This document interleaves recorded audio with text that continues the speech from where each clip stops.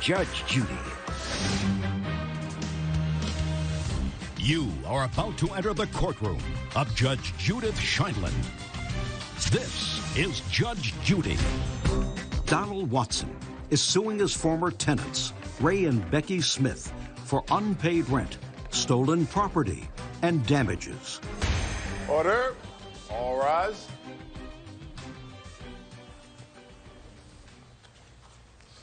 Now it's case number 360 on the calendar in the matter of Watson versus Smith. Thank you. You're welcome, Judge. Parties have been sworn in. You may be seated. Gentlemen, have a seat.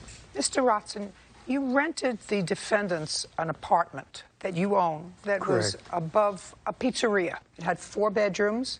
When did you move in, Mrs. Smith? We moved in on May 1st, 2015. And when did you move out? We were out October 1st, 2016. And there came a time that during your tenancy, your husband lost his job and you fell behind in your rent. Yes, ma'am. How much rent, when you moved out, had not been paid to Mr. Watson? Do you know the exact figure? I'm not sure of the exact figure. Approximately. It was going to be roughly like $4,000. Well, even he doesn't say it was $4,000. You say it was $2,000. 5. No. Rent in the amount of $2,200. And they moved out. You confused a little, Mr. Watson. You're suing for $5,000, but you say that part of that was property that they took, back rent, damage to the apartment. But according to your complaint, they owed you $2,200 in back rent. That's what it says here. I'll show you what you signed. There was $2,200 that they owed during the months that they, I can't read it, so. Well, they acknowledge that they owe you that much. Okay, so Well, what is your defense for the money that you owe your landlord for back rent? He was forgiving. Yes, ma'am. Okay. So when Brandon asked us to leave on August 9th, I have text messages from him that he sent to my husband, Ben, that stated he had covered all of our back rent. Who had covered all your back rent? Brandon. Who's Because Brandon? he was buying the building. That would be you. Yes, Your Honor. How are you related to him? I'm not. Did you give him money for their back rent? I gave him Up. Stand up. There's a smugness about you that I'm finding irritating, sir. I believe it. Well, then that means that you're an idiot. If you know that you're smug, and if you know that some normal person tries to change it and not bring it in front of 10 million people looking like a schlemiel. Now, my question to you was a very simple one. Did you give Mr. Watson money to cover their back rent? $800, yes. $800. Did this gentleman who purchased your building, he purchased your building? In the process. He's in the process of doing it now? Correct. He says that he gave you $800. Do you have a lawyer in that purchase? No. You're doing it yourself? You're doing So far. Don't. Don't? Okay. Listen to me. How old are you? You can tell me. 79. So you're a little older than I am. But I'm a lawyer. You're not a lawyer, right? Correct, Your Honor. Get a lawyer. You need a lawyer when you deal with him. I'll do that. I want you to trust me. Okay? Gotcha. Sit. You, sit. So far, you owe him $2,200 in back rent. Now, he's buying the building from you, correct? Yes. Good. So we don't have to worry about any damage. What is he going to do with the building that he's buying from you? What's he going to do with it? Do you know? He's going to live in it. Himself? Correct. With whom? His daughter. He was your maintenance man? Correct. Do you own more than one building? No. Just this building? Just the one, $65,000. Are you taking back any paper from him, or is he giving you all cash? I'm not talking about him getting a mortgage. I'm asking you whether he asked you, you know, I'll pay you out, not a bank. Is he giving you cash, or is there... Well, he was going to get a loan. From a bank? From a bank, right. Has he gotten that yet? Not yet. And how long has he been looking for this bank loan? I can't answer that. How many months? I'd say maybe 2 months. And you understood that you had tenants there when you started negotiations with him. Is that right? Did he give you a deposit, sir? No. He didn't? Did you sign a contract with him? No, not yet. You need a lawyer. Need a lawyer. Who do you live with, Mr. Watson? I'm widowed. So you live alone? Correct. What kind of work did you do? I was in sales, different companies, different products, and I coached volleyball. Do you live in your own apartment now? I have my own house. So aside from your home, this is your only other building, your commercial, this commercial Correct. building. Okay. Was there an active pizzeria in the bottom of it? Yes, Your Is Honor. it still there? The actual pizza place was destroyed by water damage, where the water pipes in the upstairs froze and kind of destroyed the downstairs. But the main reason that they're running the pizza collapse of a heart attack. I see. So the pizza parlor went out of business. Right. I closed the day that I got the news that he had collapsed. He was on a scout outing with the Boy Scouts, and on the way to breakfast, he collapsed and died. And I closed the pizza and never did reopen it. What year was that, sir? He died 2011. So the downstairs place has been vacant since then? Correct. And was it this gentleman's plan to refurbish that? Had he discussed that with you in order to? No, ma'am. No, I had a cleaning service that came in and aerated and cleaned the carpets downstairs and upstairs, the apartment upstairs, and I paid about $22,000 to have all that work done. What they did, they cleaned the upstairs, put it back into working order where I could rent it. The downstairs is still... Okay. Who lived upstairs above the pizza parlor? Did your son live upstairs? No, the Smiths. I know, but before the Smiths moved in... Just my son. So your son did live upstairs? Correct. There was nobody living there between the time your son passed away and the time they moved in 2015? Yes, Your Honor. There were or were not? There was one other tenant before us. Okay. And they actually had the pizza restaurant opened at one point. For a short time? Yes. Okay, fine. Very good. All right. So, Watson, I'm not interested in the furniture that was there when they first moved in. You haven't lived there in a long time. Is that right? Correct. Great. I don't care about that. Now, you're talking about damage. You're talking about damage that was caused by their ferrets. Yes, ma'am. What kind of damage do you allege was caused by the ferrets? Urine in the carpet and ferret in the kitchen and also in the attic. Did they give you a security deposit when they moved in? No, ma'am. When I rented the property to them, we sat down and went over what the agreements would be, and I told them, well, when they made a payment, put it into my checking account at the local bank, which they did when they paid. Okay. Do you have photographs of the damage, sir? Photographs no, of the damage? May I? Who are you? I'm his son. Thank you. Do you have photographs of the damage, Yes, is my he question. has May I see them? He has photos of the damage. Oh, yeah. I also have pictures of my ferrets if you'd like to see I don't them. care to see pictures. I know what ferrets look like. And Brandon here is the one that took the pictures. Listen, I don't care about him. Okay. Now, they've got a counterclaim for harassment. Unfortunately, you sued the wrong person because you're not claiming he harassed you. This gentleman didn't harass yes, you. he did too. I have a police report. I'd like to see that. Sure. What's this a picture of? That's a footprint, just to show. You can return these to the plaintiff.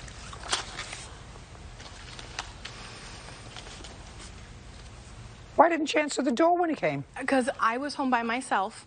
And? My husband was out of town. Just listen, that's my question to you. Why didn't you answer the door? He was a man who was very good to you. Mm-hmm. He let you skate on the rent when your husband was unemployed. He came to the door, he knocked at the door, you were home, and you refused to answer the door. So my question is, why wouldn't you answer the door to this man who was nothing but nice to you? Because as we got towards the end, by the time he came, we had already talked with Mr. Heddle. He had asked us to leave. I'm not talking about Brandon, right? the I smog understand. one. I'm talking about this gentleman who had been nothing but nice to you. Because he didn't come just knocking on the door, Your Honor. He came banging on the windows. No, he didn't. Not the first time he came. First No, time that was he came, all the same No, time.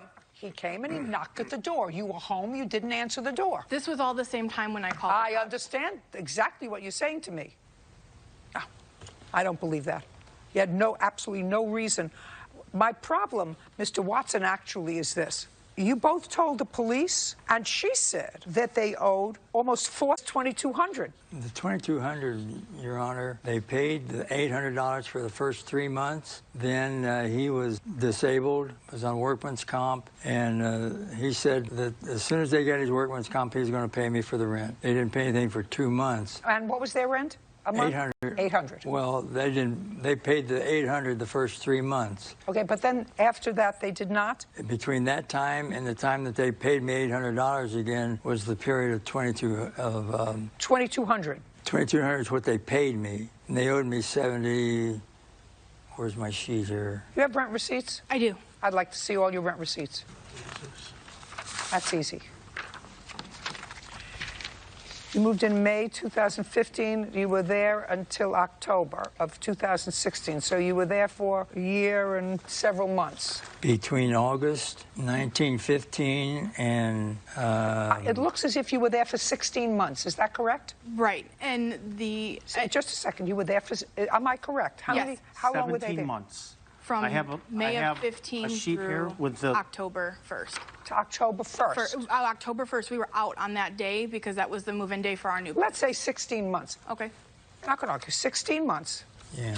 Should have paid 12. Judge Judy continues in a moment. And later today, Show me pictures of how you. I don't have any pictures, but Well, that's too Mr. bad. Zapata came by and collected the keys before I No, was no, no. out. I read your answer. You said he collected the keys, so you left the door open. So your suggestion is that somebody moved into the house and made this mess for 2 days? What, are you kidding me?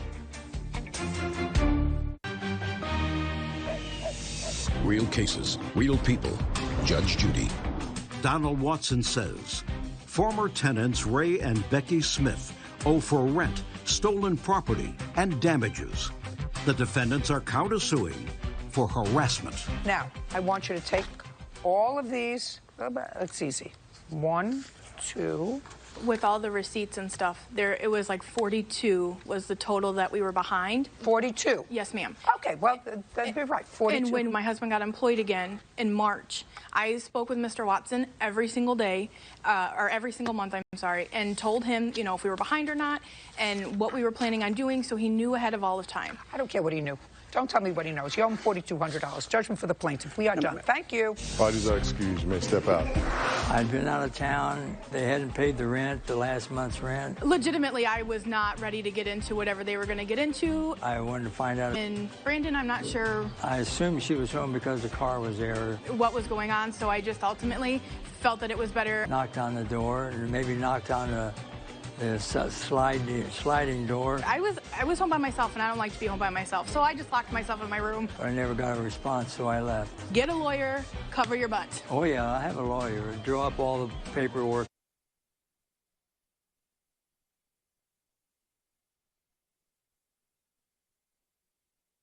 And everything. But it's done. I'm Years. Yes, Your Honor. 3.5. 3.5 to be exact, yes. And in the last part of the tenancy, it was a month-to-month tenancy? Yes. It is your claim that when she moved out, either she or other people who lived with her trashed the house. That is correct, Causing a yes. substantial amount of damage. You want her to be responsible. Yes. She said whatever damage there was normal wear and tear on the house. Correct. Okay. Did you give Mr. Zapata notice that you were moving out? Yes. You did. When did you tell him? It was a verbal verbal notice. notice. When did you tell him you were moving? When he came to collect September's rent, I told him that I was going to be moved out by October 1st. Okay. Were you out on October 1st? I was not out on October 1st. Did you pay October's rent? No, I did not. What was 7 So you owe him October's rent? for the first week. No, you owe him October's rent. If you're supposed to be out, if you're a month-to-month tenant, you have to be out the first of the month. Otherwise, you owe the month's rent, not a week. Judge Judy continues in a moment. Is this what you consider normal wear and tear? Sure. It is? Sure. Don't leave a place like a pig. Pigs don't live in houses. Real cases, real people. Judge Judy. Marco Zapata says his former tenant, Sonia Kimball, trashed his rental property. Now, when you moved out, did Mr. Zapata do a walkthrough with you? No. Did you ever tell him you would not be out on October 1st? No. Mr. Zapata, do you have photographs of what you found when you went to the house? And when did you, in fact, go to the house? Exactly, Your Honor. I got all the pictures, from before and after. On what date did you go to the house? I after went by the 9th. On the 9th? Yes. Why did you wait until the 9th to go? I texted, this lady saying, no, that I need my money on the 3rd. And she goes, I'm moving out on Friday. Okay, I'm being, Friday. I said, okay, but I need my money. So a friend of mine passed by and he goes like, hey, Marco, somebody's moving out of the Your Honor. All right, now I'd like to see what you found when you went to the house. Oh, I got some pictures right here, yes. Good. Just from before and after.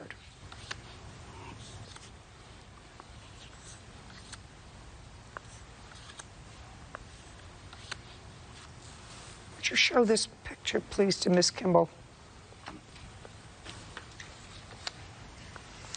This one as well, Bird. Thank you.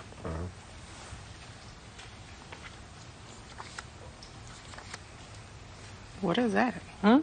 Your mask. No, we did not leave. I did not leave the house like that, Your Honor. No, I did not. Well, let me ask you this question. These are living items. These aren't trash that somebody brought in. This is stuff that somebody didn't want. But I did not leave the house like that. Well, show me pictures of how you left I don't the have house. any pictures, but Well, that's too bad. Mr. Zapata came by and collected the keys before I was No. out. This is not somebody. I read your answer. You said he collected the keys, so you left the door open. So your suggestion is that somebody moved into the house and made this mess for 2 days? What, are you kidding me? I didn't say that. Good. I'm glad you didn't try to tell me that. Closed captioning sponsored by. Have you been cheated? Go to judgejudy.com. Like us on Facebook and follow us on Twitter. Did she have any security deposit with you? Yes, Your Honor, $1,100. Did you keep it? Yes, I did. So that's her. We can eliminate that from the last month's rent Yes, Your Honor. that she owed you. Is this what you consider normal wear and tear? Would you show that to Miss Kimball, please?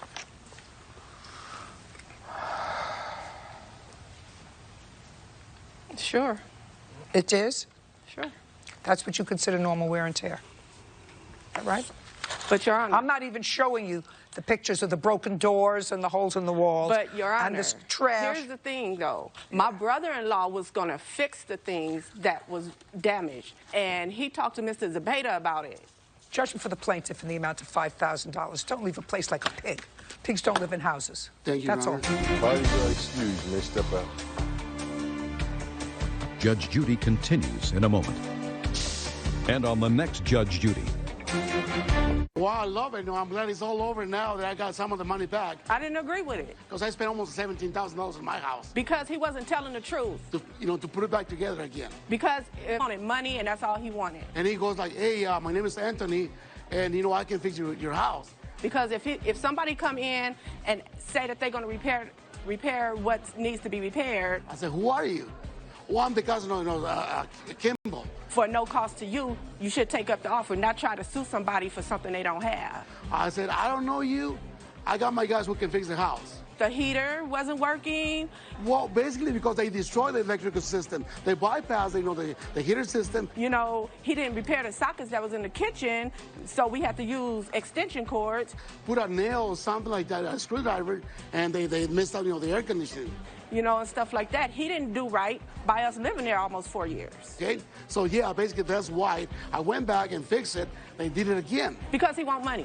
He's all about money. I mean, she was lying all the time. Because he came in periodically, he never said nothing about anything. It wasn't that we was just living there and we never seen him. And the way she made, she broke my house and destroyed the whole thing in my house is not right. So when you come in and you never mention nothing, then all of a sudden you want to sue me, and I don't have nothing. I'm glad they're gone, and thank you, Judge Judy.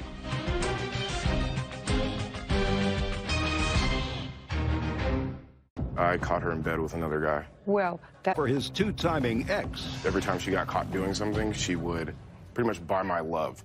Then did she turn the tables on him? Saying that I use women, I have unprotected sex with everybody that I come across with. I'm not going to ask you about this unprotected sex. It would be TMI for me. Judge Judy. You are about to enter the courtroom of Judge Judith Scheindlin. This is Judge Judy. Julianne Morin is suing her ex-boyfriend, John Barnes, for an unpaid loan to buy a motorcycle and pay for legal fees. Order. All rise. This is case number 379 on the calendar in the matter of Morin versus Barnes. Thank you. You're welcome, Judge. Parties have been sworn in. You may be seated. Ms. Morin, it is your claim that while you were dating Mr. Barnes, you made two loans to him. One was to purchase a motorcycle, and the other was for some legal fees that he incurred when the motorcycle was impounded for some reason, which you will explain to me. While Mr. Barnes acknowledges, I believe, that you gave him money for the motorcycle, he says it was just that, a gift, as well as the legal fees. So I'm going to start with you, Mr. Barnes. How old are you, sir? I'm 33. What do you do for a company? I work for a hospital. How long have you worked in that I've field? been in the physical therapy industry for about 3 years. Were you ever living with the plaintiff? For about a month, yes. When? What month? The end of July, July 31st, I want to say to about August 15th or 16th. Well, that's 2 weeks. Well, it seemed about a month. It was probably about 3 weeks. I would say I moved out the 21st. It was a Saturday. And what day did you purchase the motorcycle? Beginning of August. It was early August. August 19th was the day that we purchased the motorcycle. Okay. Well, then you didn't leave on the 15th of August. I moved out before we had purchased the motorcycle. Tell me why. I caught her in bed with another guy. Well, that's sort of interesting. Then why was the gift, do you believe? Because pretty much every time she got caught doing something, she figured she would pretty much buy my love. The reason she bought the motorcycle is because I was taking care of my mom. She was just getting over cancer, and I had quit my job. And I didn't have a job. I was doing personal training at the time. And she was like, come over to my house. She lives in Rockland. I live in Oak Grove. It's about a 40-mile commute. And I was like, you know, I just sold my car for my mom's medical bills. I don't have a car. She was like, she had got tired of me lifting back and forth to her house. So she was like, I know... Try at age 33 to eliminate the word like from your vocabulary. I apologize. So she would get tired of me lifting to her house. So she said, I'll just... Well, all right. Explain this to me. On the 15th of August, according to you, that's Yes. what you say. I'm not taking that for the truth of the statement, but that's what he said. And you left the house. Tell me how the motorcycle came about. She wanted me to come over, and I said I didn't have a ride. So you mean within a few days? No, actually that same night. And I was like, I'm not coming over. I'm not going to talk to you. And then she got off work at 7 in the morning, and she came over to my house. And I was like, leave. I don't want to talk to you. So she came to where you were living? Yes. Is that with your mother? Yes. She drove? Yes. So that would have been on the 16th. The next morning, yes, because I left on the 15th. And what happened on the 17th? I believe along the lines was... Don't believe. I'm still trying to figure out how the motorcycle got purchased on the 19th. Well, it was like a 4-day process because she couldn't pull out all the money at one time because she has an online bank. Just a second. But we already had agreed to talk. No. Come back to me. I'm fine. We're on the 15th. Yes, ma'am. You left. Yes. Are you telling me that you had been in discussions with her previously about the motorcycle? Before I even had moved out. Before you? Oh, yes. Okay. So now we have to go back. Yes. So before you felt she betrayed you, you had a discussion about the motorcycle. Yes, when ma'am. did those discussions start? Right after we came back from Vegas, August 1st. Tell me about the discussion. She said, let's buy you a car. And I said, no, I don't want to buy a car right now. Insurance is too much. I can't afford it. And I said, gas tank, and I won't get caught in traffic. And then I can get to your house faster so you won't complain about me being in traffic. Because there's major traffic for like 15 miles at our house. You're very charitable. Keep going. And I was like, well, there's no way I can afford a bike right now because, you know, my finances. I was like, maybe we could just get an old bike.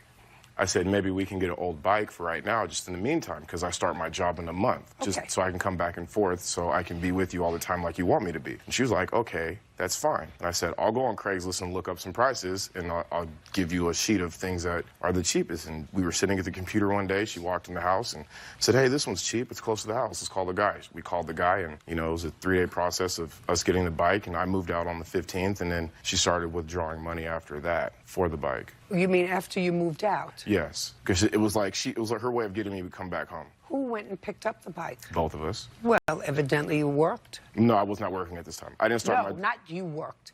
It worked. If We you tried. both went and picked up the bike, evidently paying you off with the bike worked. It worked for the meantime, yes. So you were able to get over your bruised ego in 4 days with the bike. Pretty I'm much. just trying to figure it all out. Pretty much. Yeah, pretty much. Now, when you purchased the bike, did you put the bike in your name? No. In whose name? It never got registered. When were you pulled over of the bike's name is still on the title? Yes, ma'am. What were you pulled over for? My license plate on the motorcycle was on the frame, and it's supposed to be under the taillight. So my license plate was in proper view. Did you have a driver's license? No, I had Then made that's plans. why the bike was impounded. Yes, ma'am. Because it wasn't impounded because the license plate was on in the same place. No, I was pulled over because of the license plate, and when he Yeah, pulled but me then over, they pulled you over and you had no driver's license. I didn't have a Class A motorcycle's license. And you weren't supposed to drive a motorcycle. Yes, ma'am. So that's why they impounded it. Yes, ma'am. Now, at that time, were you working as a personal trainer? No, I had just gotten my job as a physical therapist. And you had gotten the job back because you now had transportation? I applied for the job. My mom's cancer just had went into remission, and everything was fine, and I was able to work. And then I applied at the hospital, and I got hired. And you drove to the hospital on the... Motorcycle, yes. Now, you had some issues. Did you hire a lawyer? I did. For what? Just legal fees and to appear in court for me because I was working at the time and I couldn't get the day off. And when were you supposed to appear in court? It was like 3 weeks later. Okay, so 3 weeks later, after the bike is in impound, where are you living? Back in my mother's house. Not staying with her at all? No. Never? I'd go back and forth. I'd go back and forth. You know that to there her are house. pieces of the story that are going to make sense and pieces that are not going to make sense. I'd go back and forth. You said the relationship was over on the 15th or the 19th. That's a lie. Our relationship was over, but we continued to still talk, and I'd go hang out with her, and we'd see each other. Right. And sufficiently so that when you needed legal fees, you took some more money. No, it wasn't even about that. What was it about? I tried to help her. She was involved in a lot of stuff, and I'd be like, I gave her ultimatums. I was like, if you want me to come back in your life, you have to stop drinking at 8 o'clock in the morning when you wake up. I was like, you have to stop lying. You have to stop doing this. I have text messages of me saying, hey, these are the things that I need you to do before I come back into your life. And while you're working on these things, I'm willing to be a part of your life. Because I just didn't want to, leave her and just 86 out of her life. I didn't want to be like that. Regardless of how she tried to buy my love back, I didn't want to be that guy and just leave. I'm just asking you about $300 for legal fees. I'm not asking you to defame her. I'm asking you about the $300 in legal fees. Well, you had asked me about why I was going back and forth. No, I'm asking you about... The $350 in legal fees. I hadn't gotten my first paycheck, and she was like, I'll take care of your legal fees. And I said, okay, I'll take care of the lawyer. She paid the beginning part of, She paid the beginning part of the lawyer. And how much was the lawyer altogether? The lawyer altogether, I believe, was... And the name of the lawyer? $1,800. I couldn't recall. It was Wilkinson. And he charged you $1,800? Yes, ma'am. Where'd you get the other money from? I used my own personal money because I didn't have the money at the time to retain him. And he appeared for you how many times? Just one time. And when she gave you the $300, what did you say to her? I told her I needed it for the lawyer, and I said thank you. We went to go pick up the money. We rode to the lawyer's office. I ran upstairs. I gave it to him, and I came back downstairs. Okay. So the motorcycle was $2,400? Yes, ma'am. And it's an impound? I have no idea where it is. You don't have it, Bob? No, ma'am. So it must still be an impound if it's no not idea. registered in your name. She held it hostage. I have no idea where it's She at or what's can't hold it going on. hostage if you have a motorcycle. She never gave me the pink slip. Is that right? Yes, because it was not a gift. Just a second. So you retained the pink slip? Yes. Then you don't get the money for it. Then you should have registered it and gotten it out of impound. Yes, it was... Good. So fine. If you did not give him the pink slip, then he cannot, because he's not the title holder, get it out of impound. You have to do that. And if right now, which is months later, either they've auctioned it off because you didn't do anything, you woke up a little too late. The license. You need a license to get it out. I didn't know at the time when I bought it that he didn't have a license. Just a second. You get a license. Do you have to actually ride a motorcycle to do it? I have no idea. It's nothing that you even looked into. She knows the process. We just sat a second. at the computer and looked at it together. She doesn't get the money for the motorcycle because she owns the motorcycle. She has the pink slip. She does get the $300, though, for your legal fees. That was your fault. That's fine. Now, listening, because you have account. Okay, so one day I get a Facebook message from a girl I have no idea about who she is or what she does. And she sends me this random Facebook message about a fake profile on POF and her getting a message from some girl saying, beware of this guy. I have no idea who this girl is. I don't even know what POF is. It's Oh, I don't either. Online dating site or something like that. I don't know. I have no idea. So, what else? And then I have a message from I do personal training. I have a text message from my client saying she didn't retain my services anymore because of the things they were seeing online. Here's another online article about me saying that I use women, I have unprotected sex with everybody that I come across with or something. And if you'd like to see a text message from my client. You're proving yourself. Well, this is sort of your version of Yelp. I have no idea. I don't know what any of those things are. Okay. Well, I even have text messages from my clients canceling services for their training because they were told from other friends because she went around gossiping. So, I mean, she knew that I just had started working at the job that I was at, and she would go around. She even called my job trying to get me fired. So, I mean... listen to me, sir. She's angry. She's an addicted because I let her. If you look at the dates, those are October and November, 2 months after I left her, and she's still, like, acting like a little... What do you mean who doesn't? A normal person doesn't. I would never do that to her. You asked me a question. I'm going to answer that question. Judge Judy continues in a moment. I wanted to warn other women. I really did want to warn other women. You don't have to be on a mission. Understand? Yes, everything that he said is a lie, and I have proof everything that he said. Just a second. And later today... When are you getting your refund back? Well, honestly, Your Honor, No, don't honestly. Did you get a refund back on your taxes for last year? No, I did not, ma'am. Did you tell her you were expecting it? No, I did not. That is a lie, Your Honor. Real cases, real people. Judge Judy. Julianne Morin says ex-boyfriend John Barnes owes for loans. John is countersuing for defamation of character. Listen to me, sir. She's angry. She's an addicted because I let her. If you look at the dates, those are October and November, 2 months after I left her, and she's still, like, acting like a little kid, making fake profiles. Like, who does that? Who does that? What do you mean who doesn't? A normal person doesn't. I would never do that to her. Somebody who doesn't have anything better to do does that. Somebody who has no life does that.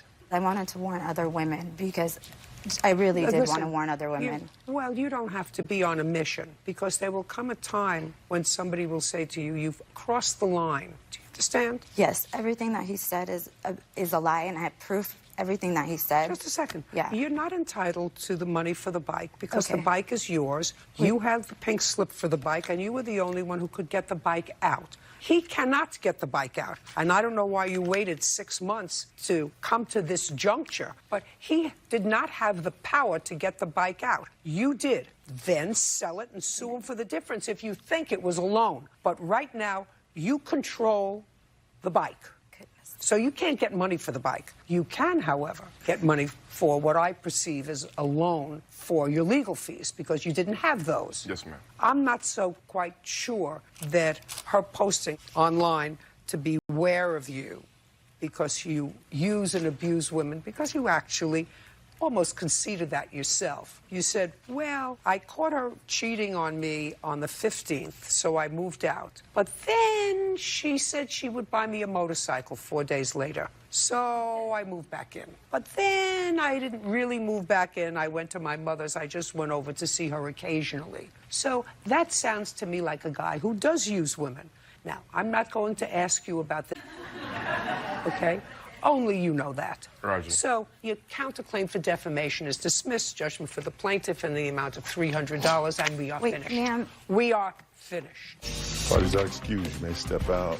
I'd catch her cheating, and that's the way she'd buy me back. She'd be like, okay, well... I have found since that he has done that too. Let's go shopping today, and then after shopping, she'd just kidnap me, and I'd go back to her house. 4 people, and she's going to continue to do it. She knows she was in the wrong for trying to slander my name, and she was just mad. I honestly did that because to warn other women. She was just being vindictive. I mean, at the end of the day, I'm just glad it's over. There's bad guys out there. Don't believe everything they say. There's no plan with her. She's 86. She's something I used to know. Don't give a guy money, ever. And now, the next case. All parties in the matter of McCraney versus Dykes, step forward. Destiny McCraney is suing her ex-boyfriend, Gary Dykes, for an unpaid loan to fix his car. Mr. Dykes, how long were you and the plaintiff dating? 4 or 5 months before we moved in together. And how long were you living together? 8, 9 months. In what month did you move in together? Do you remember? It was back in January. Of this year? Yes. And in what month did you give him $1,800 to buy a car out? Somewhere around June. So the next month? Yeah. And you used the $1,800 that she gave you and made to buy a car. Why didn't you use your own money? To be honest, Your Honor, I didn't have the money at the time. If you didn't have the money, tell me what you said to the plaintiff. Judge Judy continues in a moment. The only thing I'm guilty of is taking advantage of a friend. How did you take advantage of your friend? Not her. Who? It wasn't, honestly, it wasn't nobody, ma'am. Well, that's what you wrote.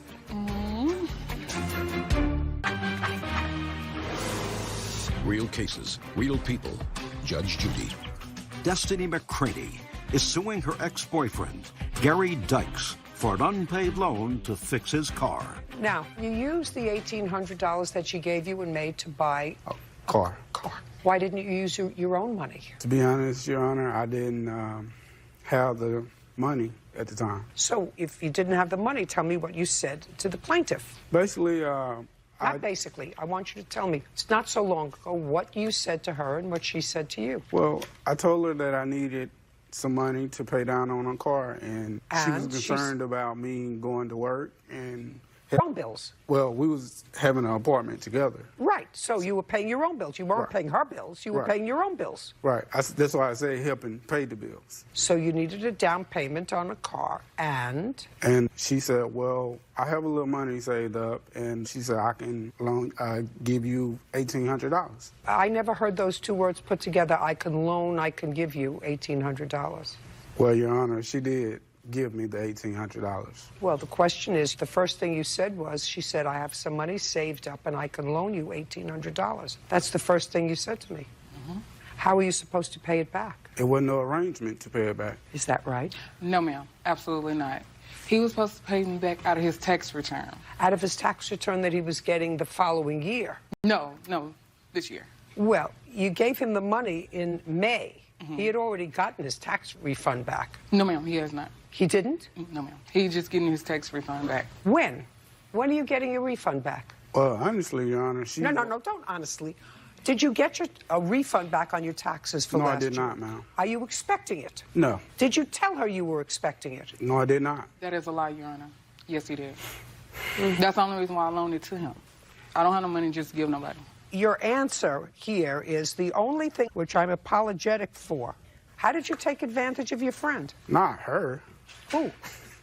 It wasn't, honestly, it wasn't nobody, ma'am. Well, that's what you wrote.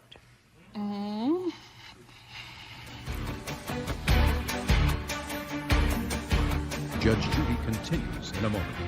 Closed captioning sponsored by. Have you been cheated? Go to judgejudy.com. Like us on Facebook and follow us on Twitter. How much do you earn, Miss McCraney? I earn monthly about $1,800. And how much do you earn monthly, or every 2 weeks? I get paid every week, so about $450. So you earn about the same thing. Right. Do you have children? Yes, I have one. How old? 11. Child live with you? Yes, ma'am. You have children? Yes, ma'am. How many? Just one. That child does not live with you? No, ma'am. That child is a minor? Yes, he's 9 years old. You pay child support? I just give Oh, money. you give what you can? Yes. I got it. Okay. Mr. Dykes, you owe her $1,800. Judgment for the plaintiff. We're done here. Thank you. Thank you, ma'am. Parties are excused. You may step out. Judge Judy continues in a moment. And on the next Judge Judy. I was trying to help him get a car so he can get back and forth to work. She actually gave the money to me, sir. If she needed money for a car, I would have gave it to her. He wanted to do what he wanted to do with his money and then pay back his loans. So that's what it was all about, the money. The bank is closed. No more loans out to nobody. Money and love don't mix.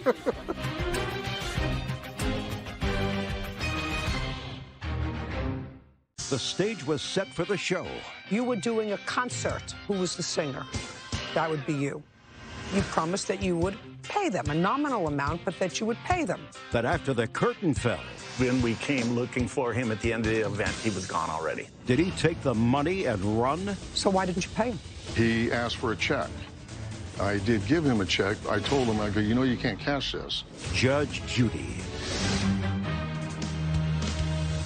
You are about to enter the courtroom of Judge Judith Scheindlin. This is Judge Judy. Singer Brent Payne and sound tech Paul Pierce are suing Rob Almanza for failing to pay for a performance at a benefit. Order. All rise. Your Honor, this is case number 384 on the calendar in the matter of Payne Pierce versus Almanza. Parties have been sworn in. You may be seated. Folks, have a seat, please. Through marriage. You're Mr. Payne. Yes, ma'am. And the defendant is your son's father-in-law. Yes, ma'am. Who are you? I'm Sheena Almanza Payne. Where's your husband? He's not here. Okay. What do you do for a living, sir? I'm disabled. Tell me what you do with these charity events. Well, my charity is called Lone Rider Charities. I'm the one that is the only one. I about 6 years ago, I designed a coin. I came up with this ideal that I wanted to have a special way of thanking our veterans. So I just designed it and I started having it made, and I've now thanked over 7,000 veterans with it, along with police officers and firemen. You sell these or trade them for money? Absolutely these coins? not. Well, what do you do with the coins? When I see a veteran, I go up to them and I present myself. I let them know that I do this in memory of my father, and I have a special way to thank them, and then they usually... Who pays for the coins? Basically, most of the time I do with donations. That's what I'm talking about. Look, this is about their lawsuit. One of them was supposed to sing. Who was the singer?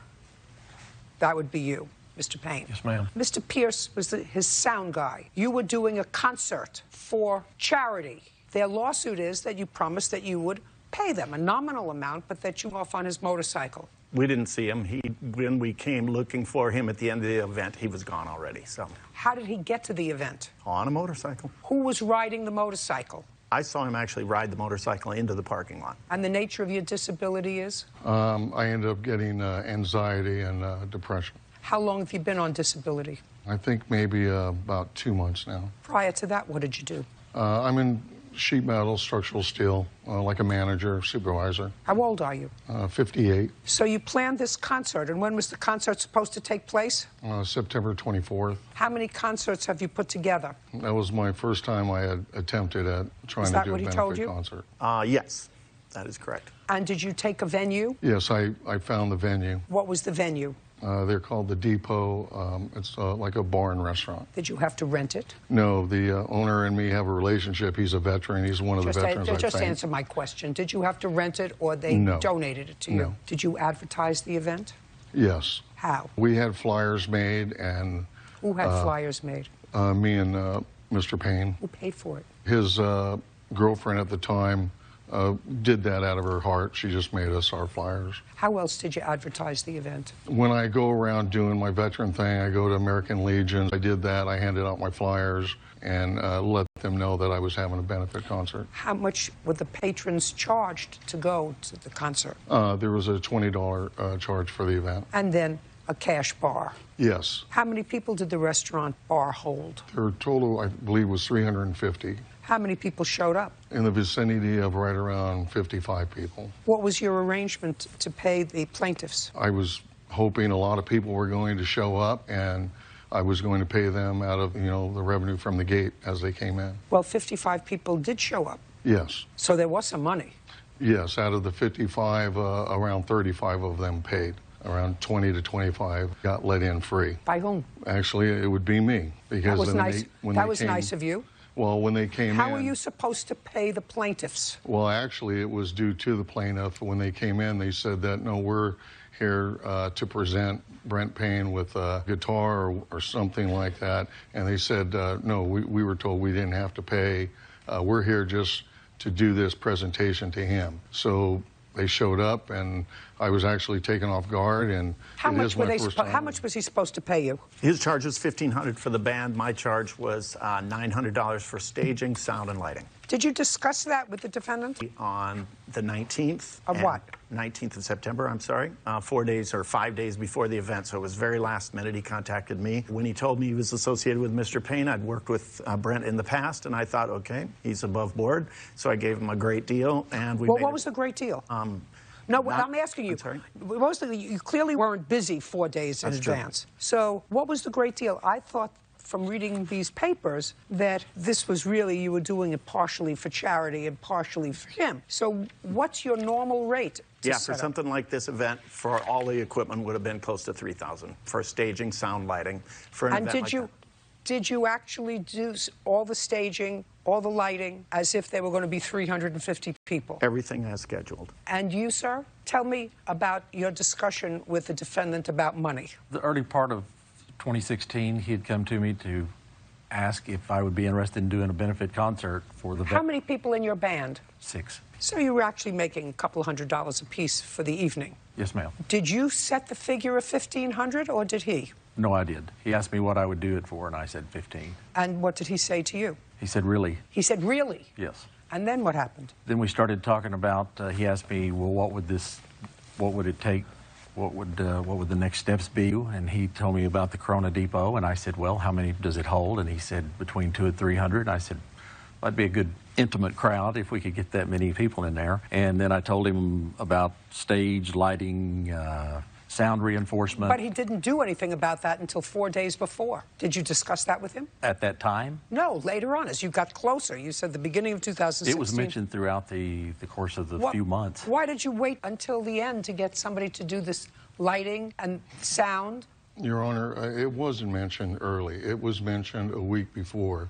When we had the flyers made, and I have one here, it shows that there's only 2 bands. I was doing this as best I could, and I had one band scheduled with Brent, and as he saw the flyer, and he was like, I always play in front of 2 bands. He goes, you have to get another band. So at the same time, he also said, hey, and how's the staging coming? How's the lighting? I'm like, I don't have any of that. I go, everything else is done, but you want an extra band? He goes, yes. He goes, I always play in front of 2 bands. So I started scrambling around to try to find another band in less than 5 days, and then I also had to scramble around and find a staging because the other bands didn't need lighting. They didn't need staging. It was a benefit concert. They were happy to play on the... For $2,400. Correct.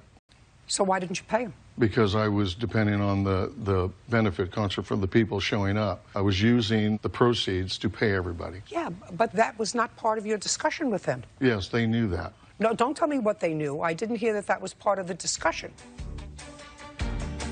Judge Judy continues in a moment.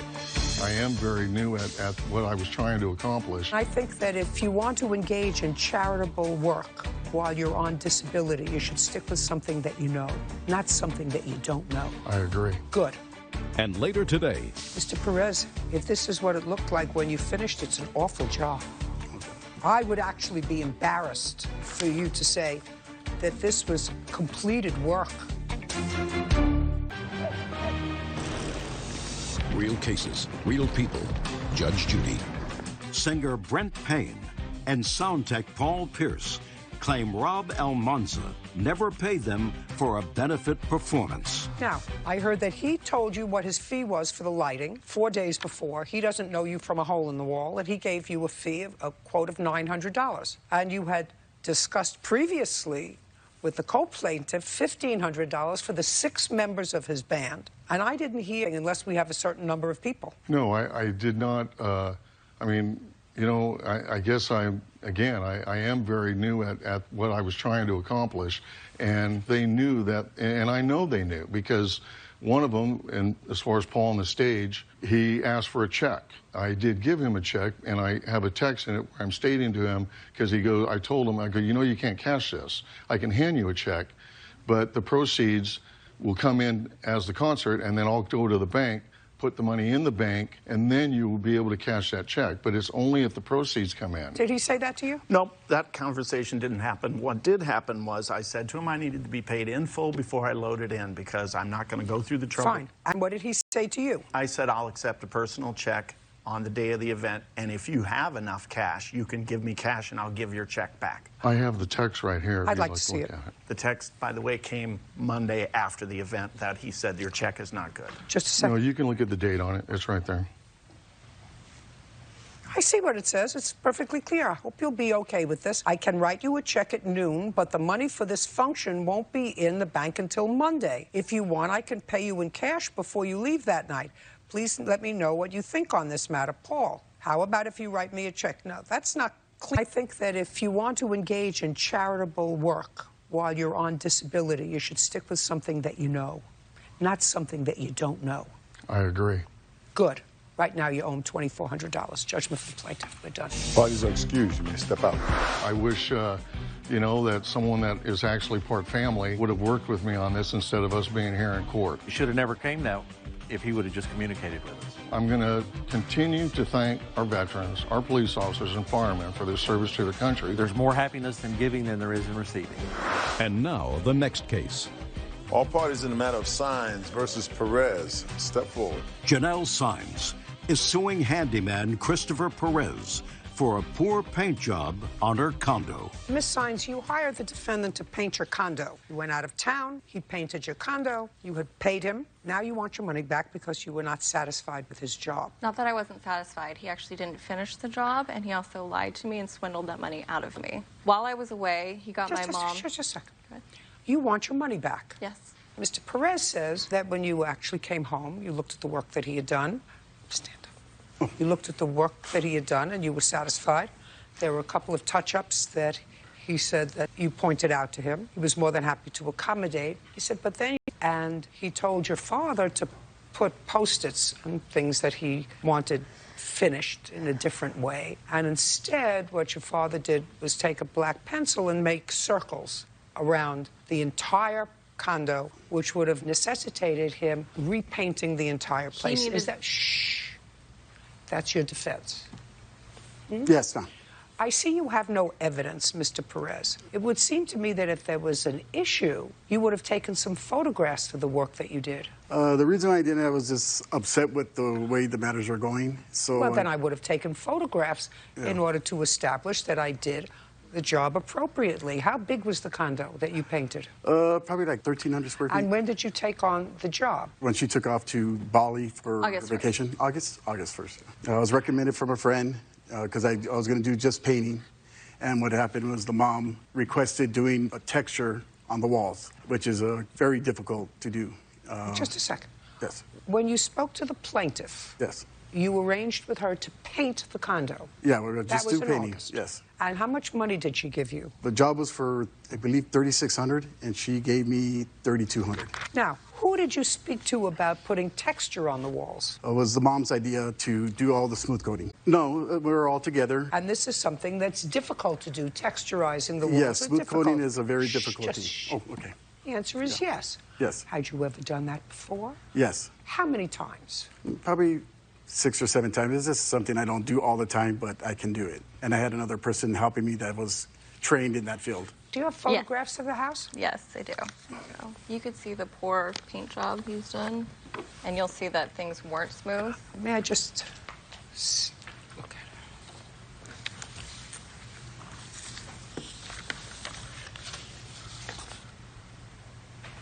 What is this that you're showing me? That's the cabinets. He was also hired to paint the cabinets. I actually have the contract if you'd like to see it. I would. This is the first contract. And this will show you the payments at the top. Is this after he finished the job? Yes. Just a second. Yeah. Well, Mr. Perez, if this is what it looked like when you finished, it's an awful job. Those are the outlets, I believe. Just a second. Okay. It's an awful job. Okay. I wasn't done. I would actually be embarrassed for you to say that this was completed work. It wasn't completed work. That's why I was trying to Then why didn't you fix it. come back? No. Don't speak to him. She gave me $1,200, and I told her, hold on to $400. If there's any mistakes, anything you see, let me know, and I'll make corrections. That's a lie. So if you say another word, I'm dismissing your case. Do you understand that? Now it's clear. Real cases, real people. Judge Judy. Janelle Signs says handyman Christopher Perez botched the painting of her condo. Now, what do you mean it wasn't completed work? Well, after she came back from Bali, she gave me $1,200, and I told her, hold on to $400. If there's any mistakes, anything you see, let me know, and I'll make corrections. That's a lie. So if you say another word, I'm dismissing your case. Do you understand that? Now it's clear. You may have a legitimate case, but if you interrupt him, I'm going to dismiss your case. We don't do that. Go. So I told her, if there's anything you need to do or see that's wrong, I'll make corrections. She said, okay, there are some areas that are, in the rooms that need to be touched up, so I did. So I came back the next day, patched everything, and repainted the whole apartment again. And then she was still, I guess... What do you mean you painted the whole apartment again? I patched everything, and I just painted the whole apartment, everything. Well, that means that you did a miserable job the first time. Well, I had to cover all the patch marks that I did. Mr. Perez, This is terrible. It is. I have cabinets, I have vents. It's terrible work. I wasn't finished. She wouldn't let me finish. I came back 3 or 4 times, and then when her father got involved, that's when everything went bad because he started writing on all the walls, and I wasn't able to get a chance to finish. I came back the next day with the guy, and we started floating all over everything again, and she just like started talking to me, you know. Would you stand up, please, sir? Did you put these black marks all over the walls? Yes, I did, because through the whole ceilings, walls, it was all jagged. Well, I have to tell you, I think that that's sort of outrageous. I mean, I've had painting done, and if something isn't right, you take a Post-it and you put it someplace. This is aggressive. I'm sorry? This is aggressive. My opinion, and my opinion here is the only one that counts, this kind of acting out is aggressive behavior. The reason for that, Honor, is because it was in large areas, and you couldn't see it. Then put a Post-it and say large area. Because in order to cover that up, that may not take one coat to cover up your aggressive behavior. That may take more than one. That was primer that what they had put on. It wasn't actual finished. No, it was painted, Well, finished painting. just a second. If it was primer, then he wasn't finished yet. He claimed he was. If it... I'm so sorry. I think you did a terrible job, Mr. Perez, and I would never use him again. Judge Judy continues in a moment. Closed captioning sponsored by... Are you the victim of a scam? Go to judgejudy.com. Like us on Facebook and follow us on Twitter. Now, did you hire someone else to repaint? The answer is either yes or no. No, I personally did not. Did anyone pay someone to repaint? Yes, my father did. Who did you pay? And I'd like to see the bill.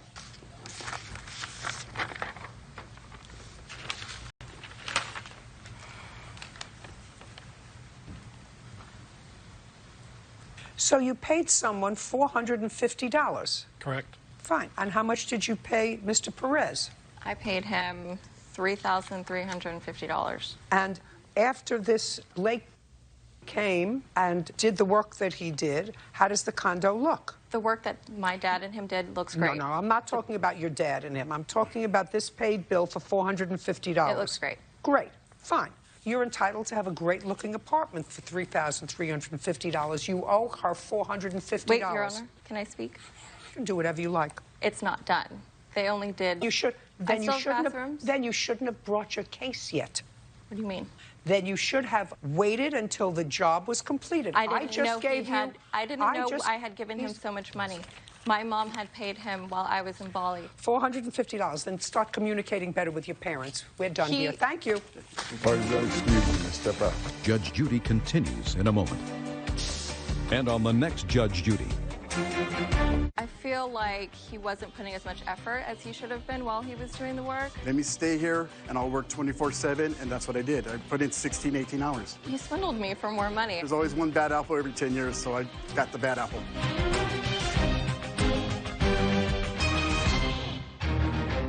You wanted a particular kind of cat. You found the defendant who was a breeder. She went cross-country for the perfect kitty. Which cat had you agreed to purchase when you traveled to Minnesota? One of the females. Is that correct? No, it is not. I know that that's a bone of contention in here. Or was it all a sick trick? The female was not available. Why was she not available? Because she had a cold. What you're saying to me doesn't make sense. Judge Judy. You are about to enter the courtroom of Judge Judith Scheindlin. This is Judge... Suing cat breeder Rebecca Ansari for breach of contract regarding the sale of a cat, vet bills, and fraud. Order. All rise. This is case number 371 on the calendar in the matter of Buddha versus Ansari. Thank you. You're welcome. Parties have been sworn in. You may be seated. Have a seat, please. Miss Buder, you wanted a particular kind of cat. Correct.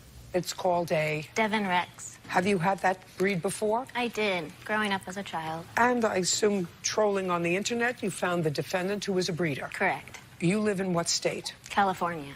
And where do you live? Minnesota, Minneapolis. How long have you been breeding these Devon Rex cats? 17 years, Your Honor. And did you see the litter of kittens that the defendant had? Prior to traveling there? Yes. She sent me pictures, correct. Okay. And how many kittens were in the litter? There were 3. Boys and girls? There were 2 girls and 1 boy, I believe. And which cat had you agreed to purchase when you traveled to Minnesota? One of the females. Is that correct? No, it is not. You say no, she did not. What kitten did she want? She wanted the female, but the female was not available. The pictures I sent her were of the male. I have them, and her response of, are these the pictures of the male or female? Can I see that?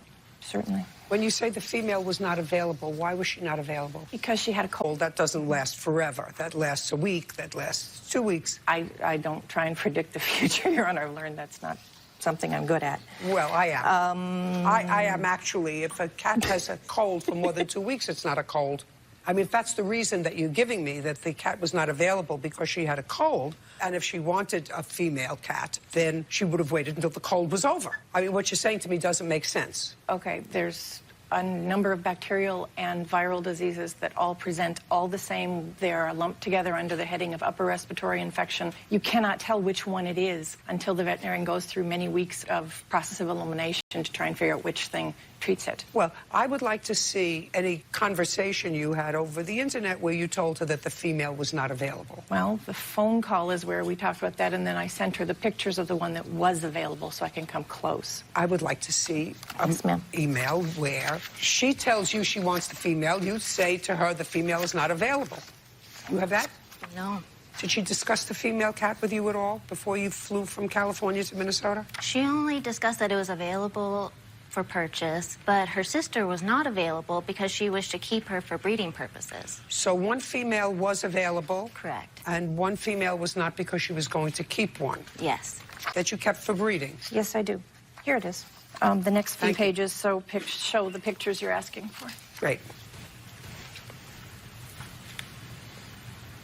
Well, is this the cat that you bought? It could have been her brother. Those are the pictures of the male that was in question.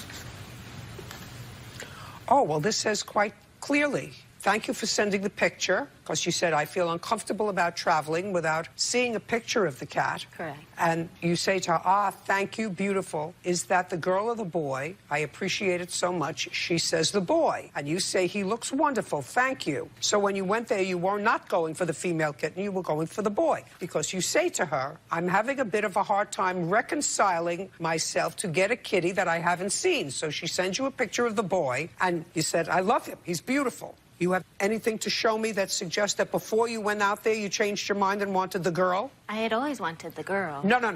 That's not what this says. By my comment to the photo, it was acknowledging that it was a good-looking cat. No, that's not what this acknowledges. I bought enough cats and dogs like this to know that that's not what you're acknowledging here. You say, I want to see the picture of the kitty that I'm traveling to see. She sends you a picture of the male. You specifically ask her, is that the boy or the... So I don't believe you that you went there for the female cat. I know you have to be careful, because I read your complaint and I read her answer. So let's keep it truthful, because if you're not going to be truthful with me, I'm not going to believe anything that you say to me. Do you understand? Yes. Good. So you went there, and the intention was to buy the boy, because that's the only picture that she sent you. No, it's not the only picture she sent me. Show me a picture of the female that she sent you. I didn't print out the kitten picture.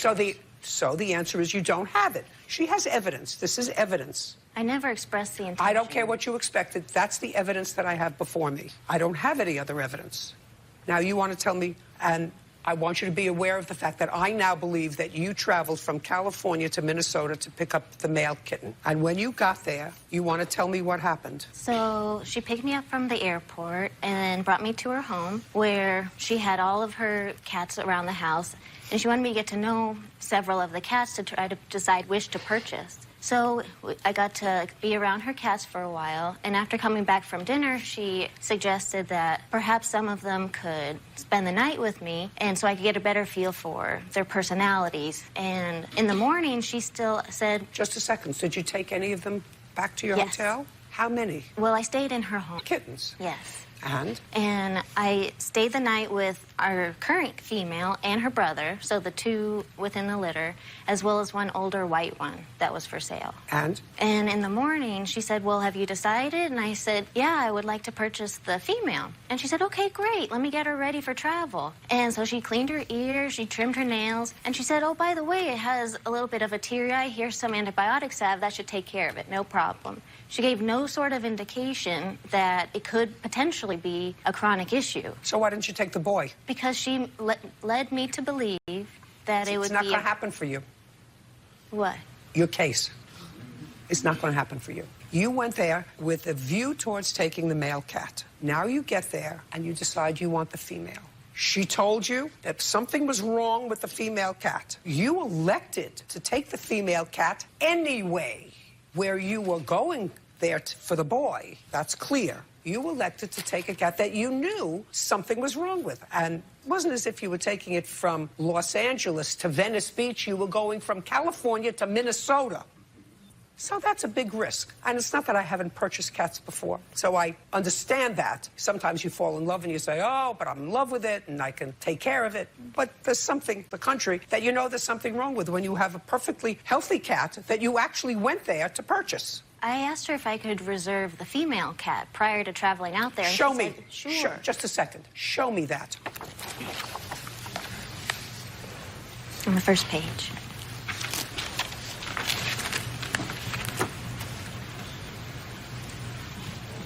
Just a minute. This is February 22nd at 11:59 a.m. This is dated February 27th, 5 days later, at 5:50 p.m. So 5 days later, you're still talking about the boy. I never said I would like to reserve the male. Okay. You want to give her back the cat? She'll give you back your money? No, we're attached to the cat Just a second. Point. You're attached to the cat. Well, then you can keep the cat and not get your money back. Now, one of the things that you are suing her for is you're suing her because she didn't give you the papers for the cat. Okay, you have the CFA papers for the cat? No, I have a CFA papers for the cat. A. Yes. May I see them? Yes, ma'am.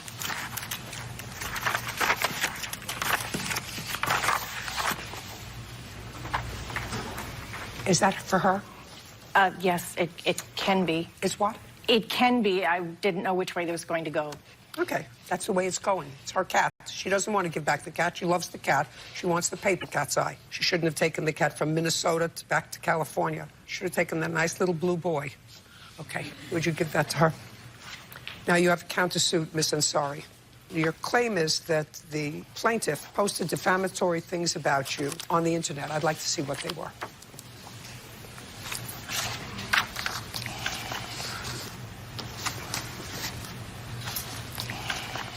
I don't see the paragraph that's supposed to go with that, but that's the result, the C. I don't know what this is. The Better Business Bureau, the Yes. rating dropped to a C because of what was submitted. Well, I didn't see what was submitted. Yes, and And if it was her review of what her experience was, she's allowed to do that. She received a C rating because she failed to respond to the complaint. I don't know why she received this rating, and you can't tell me that unless you have someone from the Better Business Bureau or unless you can confirm that in a writing from the Better Business Bureau. Can you? No. Okay, fine. Do you have what she wrote? It looks like that may have been weeded out, Your Honor. Okay. My apologies. Fine. She now has papers for the cat. This case is over. Everybody's happy. You have the cat that you like, and you have no trouble anymore. Got it? Thank you, Your Honor. We're done. Parties are excused. You may step out. I tried to make a wonderful experience for someone brand new to this. It's been very stressful. It's hard to see her suffering every day. We're constantly having to wipe her eye. Provided a $35 tube of medication. So it's been very, very frustrating. And what I get is being attacked. Have a veterinarian check the animal first. I shouldn't have been accommodating. And now, the next case. All parties in the matter of Perricone versus Bradshaw. Step forward. Richard Perricone is suing his niece, Nicole Bradshaw, for misappropriating funds meant for the care of his mother.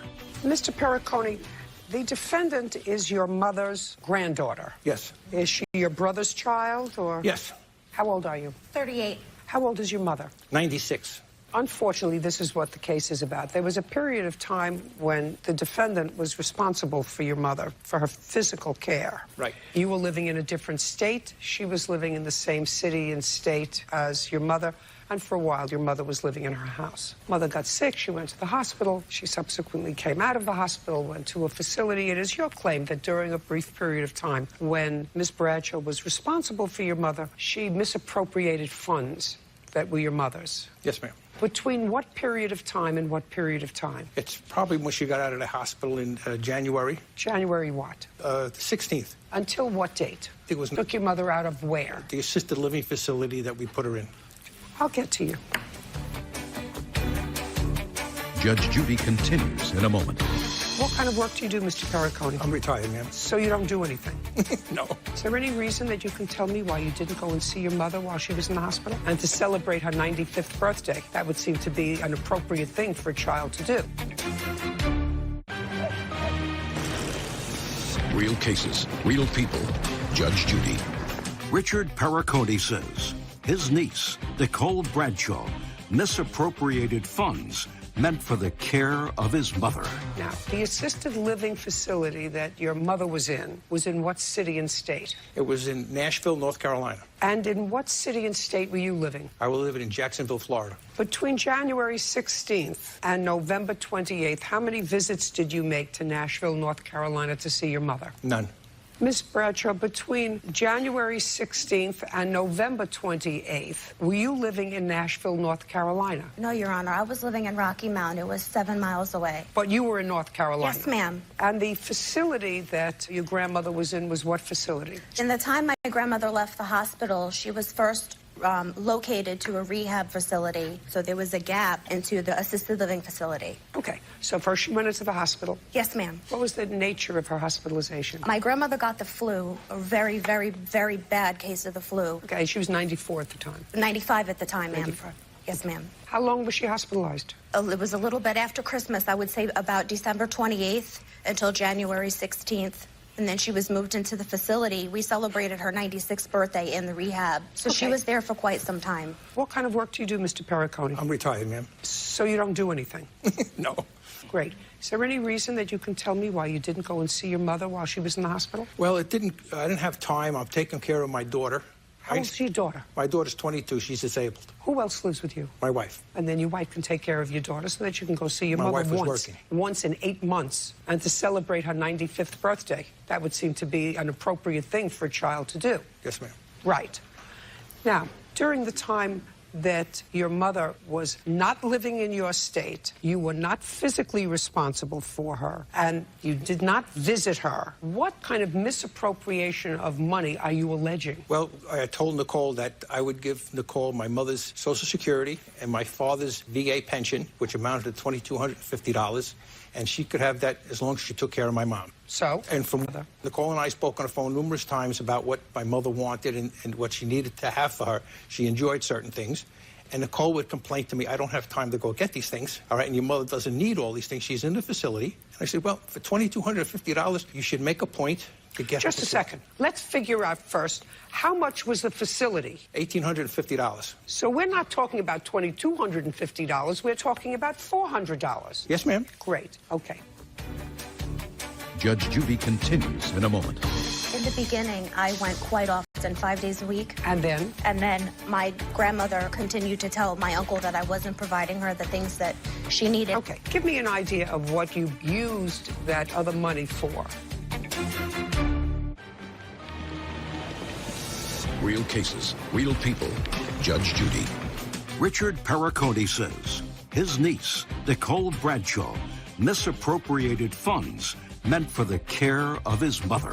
Now, the facility, which you paid for, I assume you paid for. Yes, Your Honor. Yes, ma'am. Was $1,850. Then we're talking about $400 that you think this young lady owes your mother because she didn't get her the things that she wanted or misappropriated that $400 over a period of time. Right. Show me. How often did you visit your grandmother? In the beginning, I went quite often, 5 days a week. And then? And then my grandmother continued to tell my uncle that I wasn't providing her the things that she needed. I was babysitting at the time. I'm a stay-at-home mom of 2 children, and the time dwindled. Whatever. So in the beginning it was okay, and then it got to be a little too much. Once she got acclimated and made friends there, my time got back some. Okay. Give me an idea of what you used that other money for. My grandmother had a phone in her room. I added her phone to my internet package. It was a bundle. The bill was $100 a month. I paid that together. My grandmother enjoyed club crackers, which she had 19 with every single meal. She loved ginger ale. She drank Boost and Ensure every single day. She had twice. Ice cream, decaffeinated coffee. Okay, listen to me. When you decided to move your mother to Florida, Yes, ma'am. Where is she currently living? She's living in Florida, St. Augustine, about 20 miles from me. No. So just how many miles from you? About 20. Go ahead. I actually Googled the distance between the facility and where he lives, and it's over an hour. St. Augustine from Jacksonville is Just an a second. hour. Give me the name of the facility. Silver Lake Retirement, And how much is it a month? $2,350. Yes. I called. It's $1,900. If I was going to call Silver Lake, how much would they tell me it is? The facility is $1,990. Comes in a different category for people that really... Fine. So she's spending, according to you, $2,350. Is that right? Yes, ma'am. Can you tell me why you moved your mother over an hour away? It was the closest facility I could find in Jacksonville. That was the brand new facility. That's why I put her in there. Okay. Judge Judy continues in a moment. Closed captioning sponsored by. Are you in a family dispute? Go to judgejudy.com, like us on Facebook, and follow us on Twitter. Okay, does your mother have any money other than this $2,250 a month? No, ma'am. And are you buying her Boost and her Ensure? Oh, yes, and definitely. How often do you go there since November 20th? 3 times a week. Great. Okay. Now, Mr. Perricone, I think that what you did is you went down. Now she's your responsibility. Miss Bradshaw maybe cut off a little bit more than she could chew when she took over taking care of an elderly lady with some illnesses. But I'm not getting involved in how she spent and what she used with the additional couple of bucks that she had as a result of being a short-term payee. She took care of your mother. For that, you should pay her. It's not her responsibility to take care of your mother. Legally, it's not your responsibility to take care of your mother. But between you and a grandchild, it's your suing her. You should say, look at me. Thank you. No, We're done here. Sorry. Parties are excused. You may step out. Judge Judy continues in a moment. And on the next Judge Judy. She wanted a little more attention from me than I can give her, so she would tell my uncle that she was out of something. When I speak to her on the phone, I says, Mom, is Nicole buying you your Boost?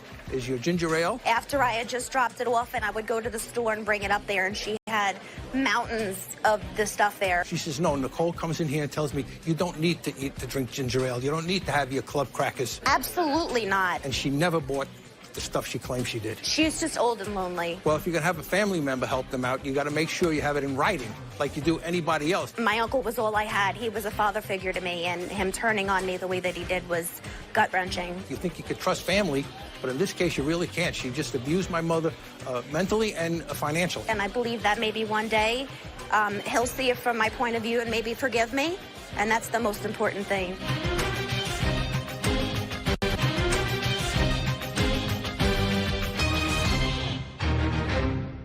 It is your claim. The place was robbed. You actually think Miss Frazier stole all that property. Yes. A renter who take my stuff. Doesn't look to me as if she can carry away a whole bunch of property. She had 3 other people. Or landlords looking to fleece a tenant. Her girlfriend started texting really nasty texts saying she needed more money, probably for drugs. Judge Judy. You are about to enter the courtroom of Judge Judith Scheindlin. This is Judge Judy. Betty Frazier is suing her former roommate, Kathy Anderson, and her friend Terry Worley for stealing her belongings and making threats. Order. All rise. Yes, case number 354 on the calendar in the matter of Frazier versus Anderson Worley. Thank you. You're welcome, Judge. Parties have been sworn in. You may be seated. Folks, have a seat. Ms. Frazier, you were renting a room, according to your complaint, from one of the defendants. I'm Betty. I know. You're Miss Frazier. Mm-hmm. You were renting a room from which one of you? And your last name is? Anderson. From Miss Anderson. Miss Anderson, how did you find the plaintiff as a roommate? I've known her for a while, and she went in and had surgery done, and she had nobody to take care of her after the surgery. So I volunteered her to come to my home, and yes. Who do you work for? I'm a massage therapist. Ms. Frazier, and how do you support yourself? I have Social Security. How long have you known Miss Anderson? A couple of years, but our Where did kids you went meet to her? school together. Where did you meet her? Actually, in Pollock Pines a few years back. When did you begin renting a room from them? The end of May. And how much was your rent? $300 and half the utilities. At some point in June, you were leaving. You were going out of town for a while. Yes. And according to you, you left the rent. You went to the bank and you took out cash. Yes. To leave for June's rent. Are you okay? Do you want to sit down? I have my witness here that can testify for that. About what? About leaving the rent money. Who is your witness? Crystal. How is she related to you? She's not. She just gave me a ride to go get the money, and she witnessed me putting it in the envelope on the sink. Your last name? Crystal Encinas. How do you know? My mom's her in-home service worker. She's the one that does caregiving for her. My mom was unable to take her that day. I was able to get off work, and I took her around 6:30. It was June 3rd, right before she was leaving. We went to Safeway and took her to the Safeway. And she's unable to carry groceries in, so I took in water and put it on the counter. And as she was doing that, she said, "Oh, let me remember to put the rent." And I saw her put in a pink envelope and put it on the counter next to the water. And then I left at the residence that she was living with, Kathy. So you just left her. She says, "I have to leave rent money." Yeah, she said, I'm going to leave this, because I reminded her. I said, don't forget to leave it on the counter, because she was leaving the next day with her mom. And that's kind of what my mom does, or with her daughter, excuse me, to fly out because her sister had passed away. And so I left after I made sure that all her groceries were put away and everything. So thank you. You're welcome. Okay. Now, at some point, it is your claim, Miss Anderson, that the place was ransacked and robbed. And was that when your property was taken, as well as Miss Frazier's? Yes. During that robbery? Yes. You actually think Miss Frazier was the one who stole all that property? Yes. Doesn't look to me as if she can carry away a whole bunch of property. She had 3 other men that came to the house. Who saw that? Her daughter told my son. Did you have a conversation with her daughter? Yes, I did. What's her daughter's name? Kathy. What's your daughter's phone number? 530-88. Do you know if that's her phone number? Yes. It is. When did you have this conversation with her daughter, Kathy? I don't know the date. Was that after the Anderson apartment was robbed? Yes. What made you call Kathy? I didn't call her. She called me, and she wanted to thank me for a game that I gave her. And I was like, what game? And she goes, sprint car video game. And I told her I didn't leave no game there. And she goes, well, there's a game here that you left me. And I was like, no. And she goes, well, there's some other things also that I think might be yours. That's when she told me about the items that were taken from the house. Well, she didn't know that they were taken from the house. Well, she had a... She didn't know that they were taken with that, but she know... Did you move in with your daughter? I lived with my daughter before I rented... After? After, yes. After you lived with your daughter? Yes. Are you living with your daughter, Kathy, now? No. No. Who are you living with now? I'm living by myself now. Who does Kathy live with? Her grandmother passed, and she's living in her grandmother's house right now in the Bay Area. Who owns that house? Her grandmother. Oh, her grandmother's dead. So now who owns I'm the not house? sure. What? Probably her son. I'm not sure. And when did she move into the house? She left about April. And your house was robbed sometime in June or July? August. In August. Where was she living in August? Bay Area. In her grandmother's house. Did you see her? So when you spoke to her, allegedly, Mr. Gertz, and I'm not accepting this for the truth of it, but I'm trying to figure out which team you are, the good guys or the bad guys. When you spoke to her and she said she had things in the house, what house? Her house. In the Bay Area? No. Where? At her mobile home in Placerville. She have a mobile home? We bought a mobile home together. She moved out. I stayed there. She moved out when? In April. Did she ever come back? No. Well, you weren't living there. I had left. Because you had surgery. Because we were going to sell the house. I moved in with her, and things didn't work out, so I came back to the mobile. And in the meantime, her grandmother got sick, and she went to the Bay Area. Is what you're telling me, Mr. Gertz, that her daughter Kathy related to you that her mother and 3 men took property from the home? I want you to be very careful what you tell me. Yes and no. She called me and told me that... she had the video game. Yes, the video game, two Xboxes, and a stereo receiver that I had in my room. You live there also? Yes. Okay, and what did you say? I was like, really? And she's like, yeah. So, like, a couple days went by, and I called Betty, and I was like, why'd you take my stuff, you know? I never take my stuff. Oh, so which one is your mother? Kathy. What was going on between them, Mr. Gertz? Actually, I don't really know, you know, because I want to stay out of it, but I know that my stuff got taken. Now, what was going on between the plaintiff and your mom? They were disputing. Disputing what? Money that was supposed to be left there, and it wasn't left there. You mean this cash for the money for the rent? Yes. So now I have you speaking to Kathy and some stuff that was yours turned up in the mobile home. Yes. Got it. Now, she didn't take all this stuff. No. Who did? I don't know. From what she told me, that she had three people that came and helped her. Who told you that? Betty. That's Betty. Yes. Now, so that makes my life easier. Tell me when you had this conversation with Betty. You said, why would you take my stuff? Right. Because I didn't do anything to you. I'm not having a dispute with my mother over the rent that she allegedly left, that somebody else took. Why did you take my stuff? What did she say? That she didn't do it, that the guys that helped her, whatever might have grabbed it, she would try to helped her get her stuff. So she had guys come and help her move her stuff. Well, she had to because she don't really, you know, she doesn't move too good, you know? No, I know. But she said to you, the guys that I may have had stuff? Yes. Is that what she said to you? Yes. When did she have this conversation with you? A couple days after I talked to Kathy. I'm not too good with dates, but it was like a week after I talked to Kathy. And where did this conversation take place? Over the phone. You called her? Yes.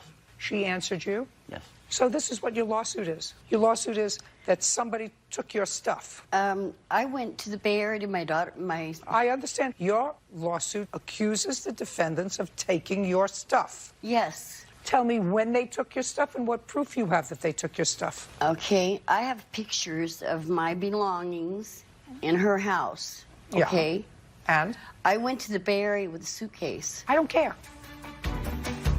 Judge Judy continues in a moment.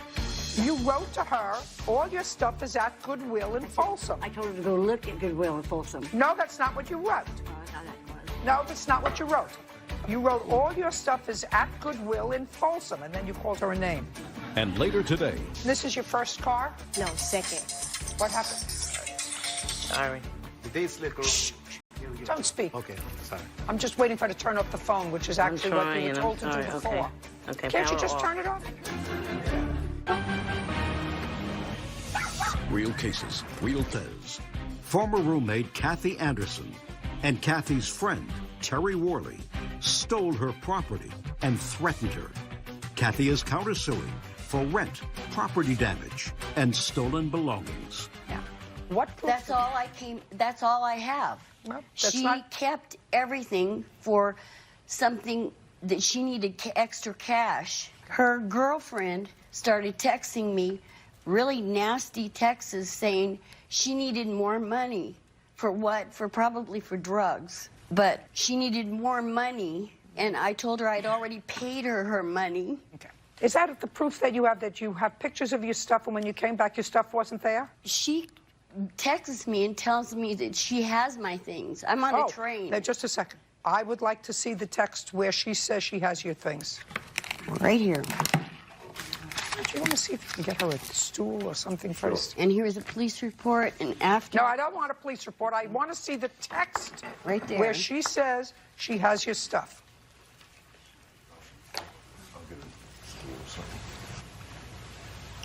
Who's Terry? Well, you said to her all of her stuff is in Goodwill. No.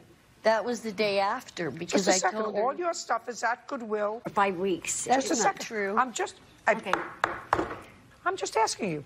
I said that. You wrote to her, all your stuff is at Goodwill in Folsom. I told her to go look at Goodwill in Folsom. No, that's not what you wrote. Oh, I thought that was. No, that's not what you wrote. You wrote, all your stuff is at Goodwill in Folsom, and then you called her a name. I called her a lot of names, I'm sorry, but she wouldn't respond to any of our phone calls for 5 weeks. She said, all your stuff is at Goodwill in Folsom. I got her to respond that way. She wouldn't answer the phone for anybody. And then I have text where she said she wasn't coming back. She told Kathy she wasn't coming back. It's in my text. Mr. Gertz, I have one question for you. Did you ever get your stuff back from Kathy? Yes. You got it all back? Yes. What did you get back? 2 Xbox games and my stereo receiver.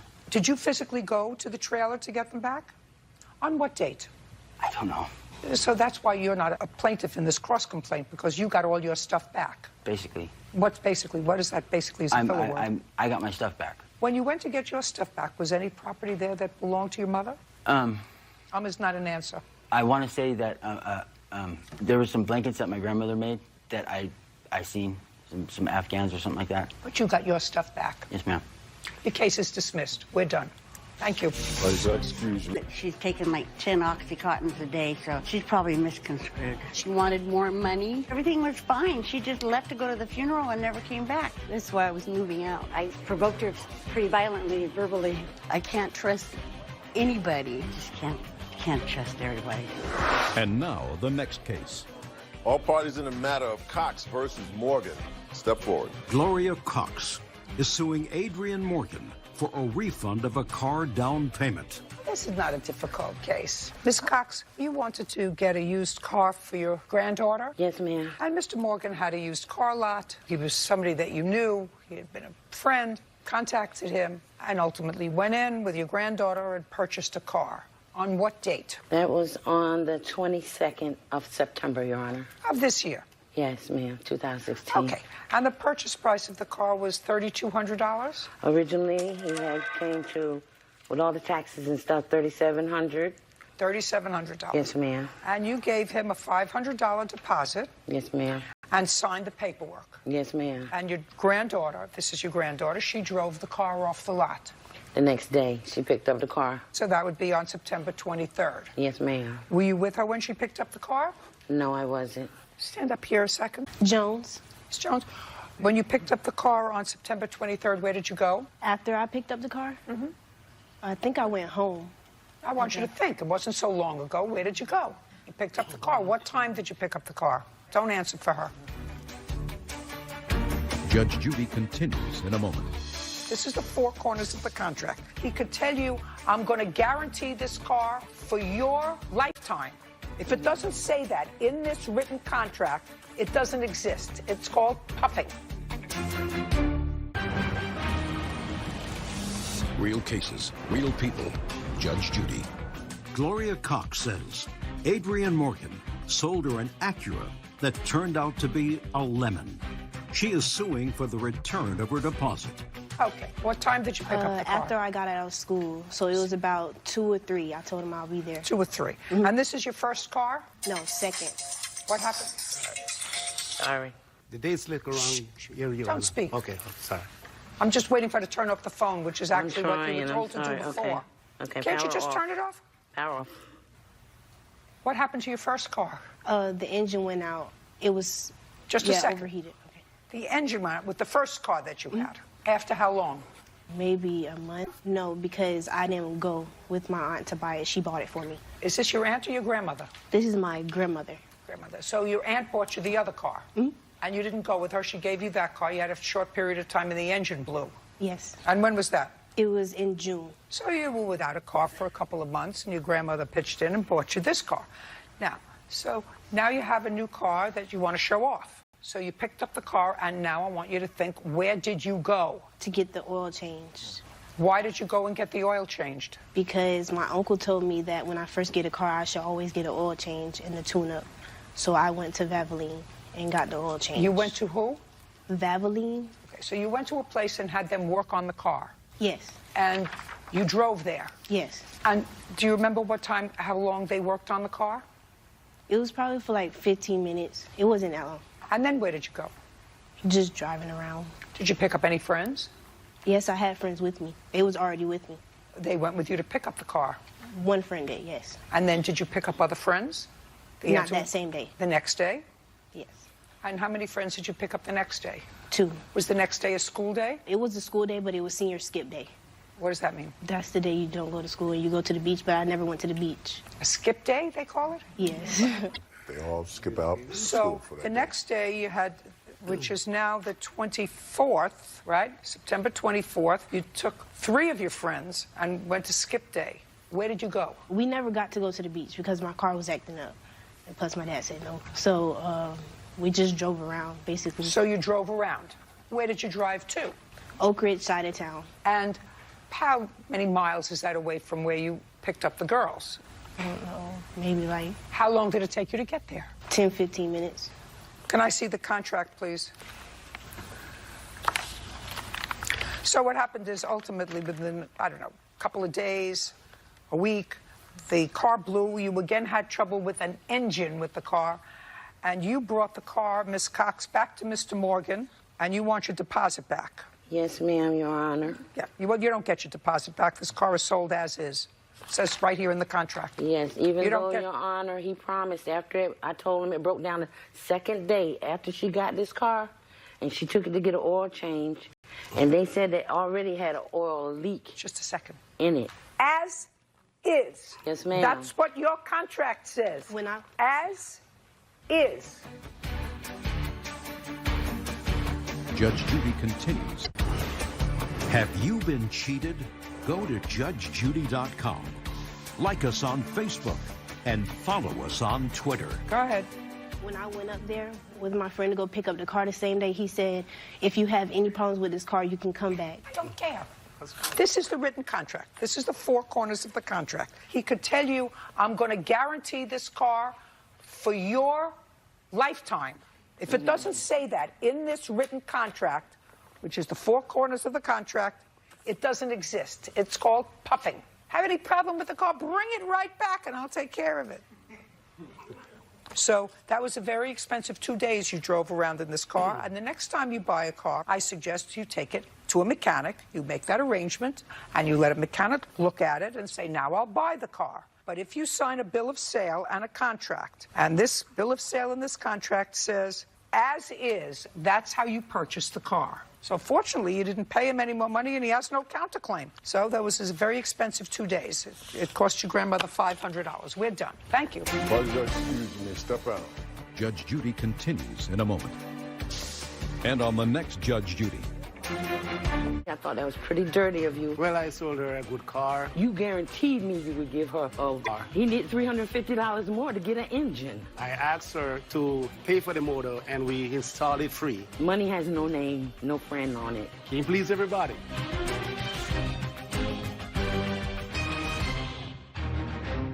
You were planning a party for your daughter. A quinceañera for us is very, very big. This mom invited hundreds for the big day. You were paying $17.80 per person. That sounds like quite a bargain. She didn't provide me for 500 people because we were short. But it was more than this party planner bargained for.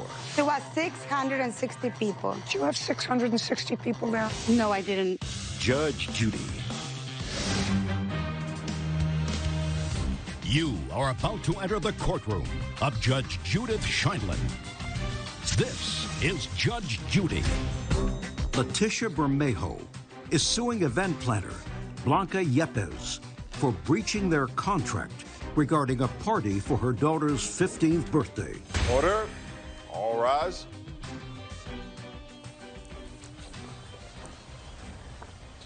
It's case number 334 on the calendar, the matter of Bermejo versus Yepes. Thank you. You're welcome, Judge. Parties have been sworn in. You may be seated. Siéntese, por favor. Miss Bermejo, who was celebrating her 15th birthday. Yes. And that's a big deal. A very big deal for us. And you retained the defendant to coordinate that party. Yes. This lawsuit says that she breached your contract, that she didn't provide the services that you had contracted for. You want your money back plus a lot of money for aggravation. Correct. The defendant says that you actually owe her money, that she gave you exactly what you were supposed to have, but you had an additional 100 people at the party that you were not contracted for. So she had to hire additional security, et cetera. She had to bring additional people in. First, I'd like to know, on what date was this party planned? December 26, 2015. The venue where you were supposed to have it, where was that? That was in Anaheim. Who found the venue? I contracted Blanca to actually. Just a second. The person who found the venue was the defendant. Yes. The contract that you had with her, was that in writing? Yes, it is. I'd like to see it.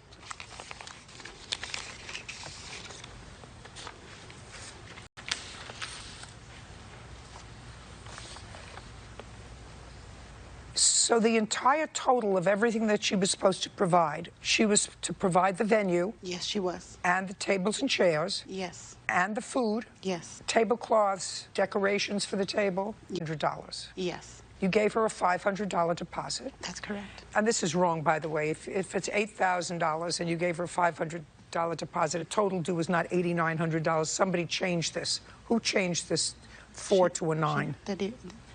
Did you change this 4 to a 9? No. Well, somebody did, but the math is wrong. So you owed her, after the deposit, $8,400. Did you pay her the $8,400? I did. When did you pay her the $8,400? I paid it 2 weeks prior to the event. Any beverages? No, we bought the beverages. So you purchased. So she was providing the food, cake, venue, tables, chairs, decorations, etc., at 500 people for $17.80 a person. Yes. That sounds like quite a bargain. How many people did you actually have at the event? 515 people. Did you notify her that you were going to have extra people? Well, I said, what if there's extra people coming in? She said if it wasn't a lot, it would be fine with them. Did you have that conversation with her? We had that conversation, and I clearly told her that the max capacity was 500 people, including the quinceañera and the chambelanes, which was an honor table for like 10 people extra. The quinceañera is the... The quinceañera is the lady who are going to go with her for the dance and all that. Got it. And that's like an honor table, which usually is 10 chairs extra, besides the 50 chairs for the 500 people, 10 chairs in each table. And do you rent those from someone? I own them. You own them? Yes. Because this is your business. Yes, it is. So you own the tables and chairs and Yes, tablecloths and everything else. Great. And who prepares the food? A catering company does, and sometimes we do if we only have one party. If we have 4 parties, a catering company does for us. Who prepared the food for this event? A catering company. Were you personally at this event? I was. I left from 7 to 8 to pick up the cake that, if you see in the contract, we actually gift her the cake for the 500 people. Okay. So what was the problem with the event? The problem with the event is because a quinceañera for us is very, very big. Just tell me what the problem was. Okay, the problem was that the bartender was never showed up. Okay. Her husband was the bartender, was inappropriately dressed, had a jar with said tips, which people were actually putting tips when he would make the beverage. My husband showed him how to actually do the beverages, or otherwise he wouldn't have been doing it. My daughter witnessed when he was drinking the beverages that we bought, okay? What else? Another thing, he was selling our table that is a big, big deal for us. It was holding onto tubes. It was inappropriately, I have proofs, inappropriately stand. The table didn't even fit the chambelanes and the damas that I told her that we were going to have in the I don't understand what that is. Okay, there's a main table. The main table that you described for your daughter. Yes. And it's the men, which is young men who are going to be dancing with her. Which is the main table where they sit. I understand. Okay. And what was wrong with that table? She didn't put enough chairs. She did not put it the appropriate way where she told us she was going to do to that main table. It was only a curtain on the back of it. That's the only thing. No other thing was done to it. The tables, some of them had 10 chairs, some of them had 8 chairs. And there were only 35 tables, which I set the hall for 500 people, which should have been 50 tables. You're not getting your money back. She prepared a party. She fed 515 people. She paid for the venue. You used her property. And if there were little things that went wrong that you weren't satisfied with, you'd say, you know what? If somebody asks me again whether I would recommend her, no, I was not happy. I wasn't happy that her husband was the bartender. I wasn't happy that he had a tip jar there. It's inappropriate to have a tip jar at this kind of party. You don't get your money back. Your daughter had her party. She paid for the catering for 515 people. You used the venue. Do you understand all of that? Well, yeah, but she didn't provide me for 500 people because we were short. We were short. She fed her actually workers from the food that we paid for. So what? When you make an event, most of the time, the help at one point or another is entitled to a meal. When did this party start? It started at 5. They opened the hall. Until when? Till 12 o'clock. So from 5 to 12, you had the venue. Did you have music? I did. And from 5 to 12, I assume that people ate and drank? Yes. You don't get your money back. Now I'm going to get to your counterclaim. Your Honor, we put 50 tables with 10 chairs on each table. Listen to me. I just explained to her she's not getting her money back. But I want to explain my counter side. Okay. Not even enough of that. Not even with the sign that says 500 people. Not even with the 10 chairs. She brought in 10 tables, folding rectangle tables, and 100 chairs. Put them all around the hall. Do you have pictures of that? I have pictures of one side of the hall. I couldn't take pictures of the whole side, but we had to call. Extra This security. is stocking. These tables are not mine. Can you ask her if these May I tables see? are hers? They have no linens, no chair covers. She wouldn't let any of my people to pick up those beer cans off the tables because she decided to recycle them after the party was due. So they were standing there for 8 hours, and the party started at 4, according to our contract. And she got in the hall at 2 p.m. because her husband was the DJ. He needed time to set up the equipment, but it was like more than 50 people around the hall, like if the party was starting. And they stay until 2 in the morning picking up all those trash cans that she wanted to recycle, and we had to stay until 4 in the morning cleaning the hall after her party was due. You don't get any. Fed You the don't people. get any money from her. I worked extra. Don't do another party for her. But she doesn't get any money back. Somebody want to show me a video? Is there a video that somebody wants to show? Yes, there's a video of the 660 people that she had in the hall. Because She had it was just a second. 660 Just a people. second. Did somebody do a count? Yes, they did. The Who did? security people did. 600 Well, I don't know people. that. Is anybody here from security? We tried to, but they said we can only have 2 witnesses. Do you have 660 people there? I'm No, gonna I look at this. didn't. I did not have that How many video? That's fine. Your Honor. 515. 515. Your Honor. What? She told the producer that she had 600 guests in her contract until she found the contract and saw 500. She told my just a worker second. that it was Just a 600. second. That's very easy. Did you tell the person who put this case together that you had 600 people? I'm going to bring them in here. I told her 500. No. Did you tell her 600 is what the defendant is saying? Did you tell the producer who produced this case that you had 600 people there at any time until you found the contract, which said 500 people? It's very easy. I'm going to call the producer right Yes, from the I did. control room. Yes, I did. You did tell her I that did. you had 600 people. Ah, perfect. See, that's easy. My producer doesn't have to come and testify, which would have been a first even for me. Judge Judy continues in a moment. And later today, A branch of your tree fell and damaged her property. You acknowledge that. There's pictures. Why would I deny that? But then I don't understand your response to what I'm saying to you. That's how I feel. I don't care how you feel. What you're That's feeling fine. is That's- unimportant to me. I just told you what the law is. real cases, real people. Judge Judy.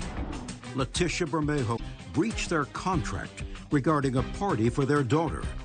Blanca is countersuing for the cost of a cleaning crew and punitive damages. Now, $17.80 times 100. $1,780. That's what you owe her. You owe her because you had 100 more people, not 15, 100. Judgment on the counterclaim for $1,780. We're done here. Case is dismissed. Parties are excused. You may step out. I thought that it was very abusive from her to even come and file a lawsuit against me when I never asked for a penny back. Not what we were expecting. And it's sad that the parents trying to get some money back from their expenses. Be careful with the people that you actually get the venue from. Bring this up and make a beautiful party into a nightmare, you know? It's a total disaster. Never contract her. Never again. And she promises stuff she's not going to give you. And now, the next case. All parties in the matter of Davies versus Dunn Beams. Step forward. Marlene Davies is suing her neighbors, Bert Dunn and girlfriend Amy Beams, for property damage as the result of a dead tree. Miss Davies, how long have you and the defendants been neighbors? Ever since I moved up there in your home. About 10, 11 years. You had a tree on your property. Yes, ma'am. That tree, or branch of that tree that was on your property, fell over and damaged the fence and a rabbit hutch that was on the plaintiff's property. That's correct. And she's suing for a nominal amount to fix both the fence and to reconstruct the rabbit hutch.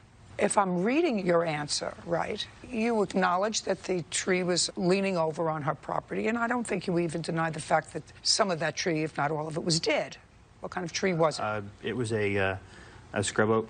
It was not dead. Was that branch dead? No, it was not. Do you have photographs of the tree? Yes, ma'am, I do. I'd like to take a look at it. Your defense seems to be if Miss Davies wanted to trim your tree, then she should have done that. Absolutely. And then she wouldn't have had the damage. Correct. Right? This is where you are mistaken. Your last name is? Dunn. Dunn?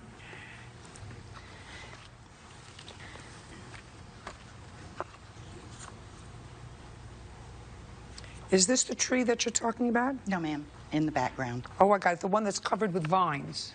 Is it covered with vines? May I step up there and point out?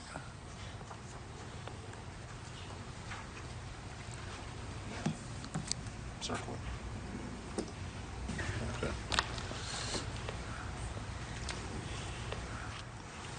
It's hard for me to tell whether it's... Well, she said there's another picture where you can see the top of it that it broke off. And, Your Honor...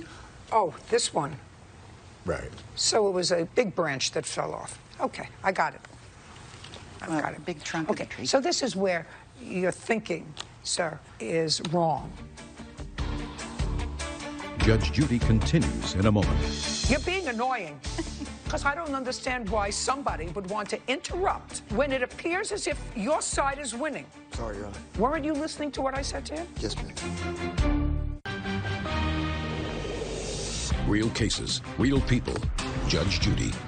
Marlene Davies says neighbors Bert Dunn and girlfriend Amy Beams owe for damage to her fence and rabbit hutch caused by a dead tree. The plaintiff has the right to trim a tree, whether it be dead or alive, that's encroaching over her property line. She has the right to do that. You are confusing right with responsibility. Those are two different things. You couldn't complain if the plaintiff trimmed the tree that was hanging over her property. You would have no cause of action because you are on your property that doesn't look like a healthy tree. That tree is your responsibility. She has the right to trim it, but you have the responsibility to maintain it in such a way so that it does not cause damage to your neighbor's property. And if you neglect to do that, and you may have a property that has lots of trees, I understand that. It's happened to me many times, both ways with neighbors. But if my tree damages a neighbor's property, I'm responsible, even though the neighbor had the right to trim it. You're confusing those two things, sir. Do you understand? No, I disagree. Well, I'm going to try to explain it to you again. Fine. The branch of your tree was hanging over her property, over her fence, and over this rabbit hutch. She, if she wanted to, at her expense, could have had someone come in and trim that tree, and you would have no cause to complain. That was her right. However, she does not have the responsibility to maintain the tree. You do. It's your tree. And if your tree, because she chooses not to spend the money to trim it, if you choose not to either take it down or trim it, it's your responsibility if it causes damage. I tried to say that even louder so you could understand it. I understand what you're saying, but she let the branch die. You let it... Sorry, Your Honor. You're being annoying. Because I don't understand why somebody would want to interrupt when it appears as if your side is winning. I'm sorry, Your Honor. Weren't you listening to what I said to him? Yes, ma'am. She didn't let the branch die. You did. And right now, you just cooked your own goose because you said it was a healthy tree. You said she let the branch die. She didn't. It wasn't her tree. It was your tree. That branch laid in her property. That's where she let it die, where she gets her pictures of a dead tree. I don't understand.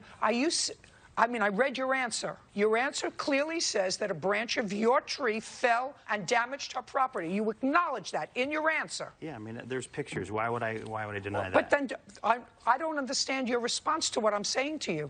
That's how I feel. I don't care how you feel. What your That's feeling fine. is That's- unimportant to me. I just told you what the law is.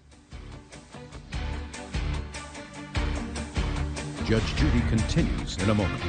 Closed captioning sponsored by. Have you been cheated? Go to judgejudy.com.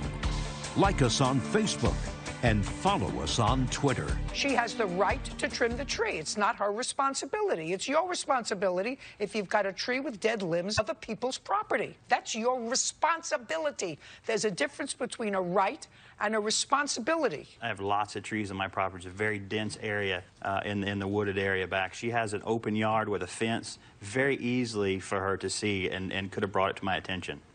That she could have, but I'm going to suggest that if it's very dense where you are, what you do is you periodically walk around the perimeter of your property and take a look at it. If you choose to let trees die that could impact your house, that's your right. But you cannot allow trees to die on the perimeter of your property and damage other people's property because you're putting the onus on your neighbor, either to bring it to your attention, and with your attitude, you would have said, if you don't like that dead tree branch, trim it. It wasn't dead. You just told me, you just said to me 2 seconds ago, you months. told me 2 seconds ago, she allowed the tree branch to die. She should have notified me that it was dead. That's you when just she said got that to her me a moment pictures ago. after it died. All right. You have to fix your fence on the rabbit hutch? Yes. Judgment for the plaintiff in the amount requested, $600. We're finished here. Parties are excused. You may step out. Judge Judy continues in a moment. And on the next Judge Judy. Well, naturally, I'm happy because I won, but I think it's ridiculous. the mistake they were making, it wasn't a branch, it was It's a long time ago. But that's okay if he thinks it was a scrub oak and it wasn't rotten. That's good. She let the storm damage it, fall in her yard, and she let it lay there and rot for months. My son has the weather report for that day. No rain. She didn't need permission to trim. I mean, it's on her yard. She could have trimmed it. Could have been done with a long time ago. He didn't give a damn. Nah, we're still neighbors. I mean, we got to get along. Well, I've already given him notice that he's got rotten trees he needs to take care of, so There's no hard feelings to her. in the event it happens again, I guess we'll be back. You know, maybe next time we can have some better communication. I like Judge Judy.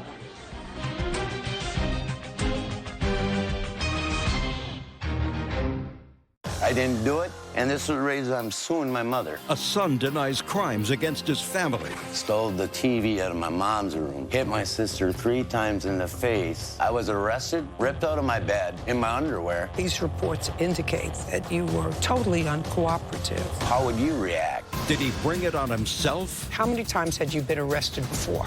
A bunch. My anger gets the best of me. Judge Judy. You are about to enter the courtroom of Judge Judith Scheindlin. This is Judge Judy. Glenn Hazelton is suing his mother him of assault and theft. Order. All rise.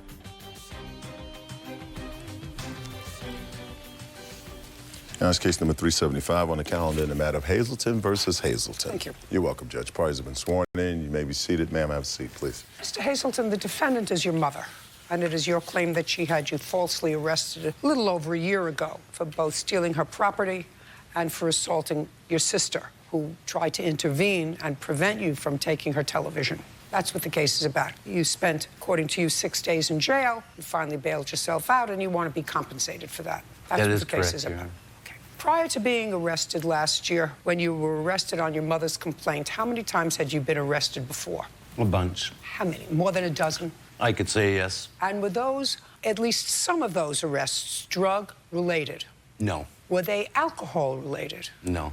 Were they physically related? Were they assault cases? Some. But what does that got to pertain to this case? Everything pertains to this case.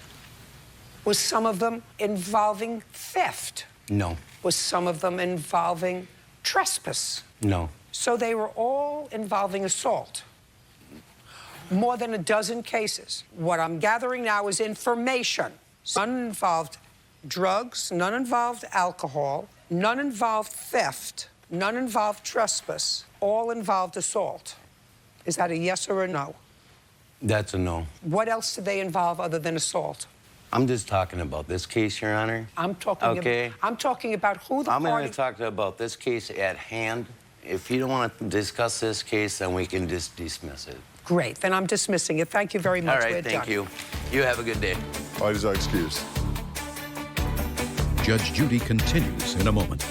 Are you telling me that you were not high on some sort of drug? No, I was not on drugs, okay? I was arrested, hauled off to jail, ripped out of my bed in my underwear for a crime I did not commit.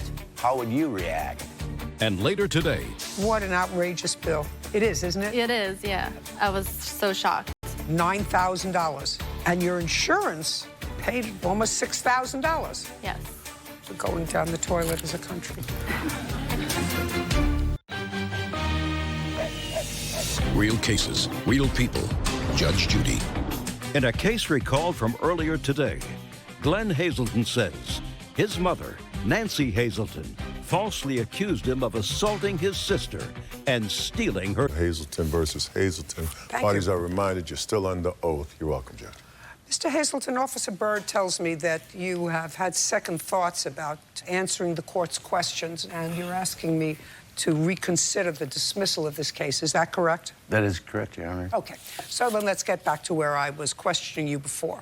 According to your answers previously, you've been arrested at least a dozen times, none involving drugs. Is that correct? That is correct. None involving alcohol. That is correct. None involving burglary. That is correct. None involving theft. That is correct. All involving assault. That is correct. 3 times. So of the more than dozen times you've been arrested, it is as a result of either temper or a mental illness, if it wasn't drug or alcohol related? No, my anger gets the best of me. Well, that's an uncontrollable... It's an uncontrollable issue. For which you've been or not been in treatment? Not. Is it correct, Miss Hazelton, that your son never had either a drug or an alcohol problem? Alcohol. In October of 2015, Mr. Hazelton, how were you supporting yourself? By working. For whom? Green Star Lawn Maintenance. How long have you worked for them? For 38 years, off and on. Are you working for them now? Yes. Folks, is that correct? I think so. Do you remember on what day you were arrested? Yeah, I was arrested on May 6, 2015. Where? In Henry County. Is that where you live? I lived, yes. What time were you arrested? About 12:20. In the morning? In the morning, yeah. And you were at home? I was at home, right. And you were arrested on the complaint of your mother and or your sister? Or just your mother? I was arrested on my mother and sister's complaint stating that I walked in an unlocked door, used the restroom. Upon leaving the restroom, stole the TV out of my mom's room, hit my sister 3 times in the face, and left with the TV. Okay. You're the sister? No. Where is the sister? She's passed away. Were you at home that day? No. So the sister that you allegedly assaulted is no longer here? No. Is that correct? That is correct. And I gather from your answer that you were not at home when this took place. No. Did you have a conversation with your daughter when you got home? She was holding an ice... Just a second. Did you have a conversation with Yes. her? At what time did you get home on, it would be the 5th Right. of May? What time did you get home? Between probably 9:30 and 9:45, I was playing. Live with? My daughter lived with me. How old was she? Let's see. She was 52. Shh.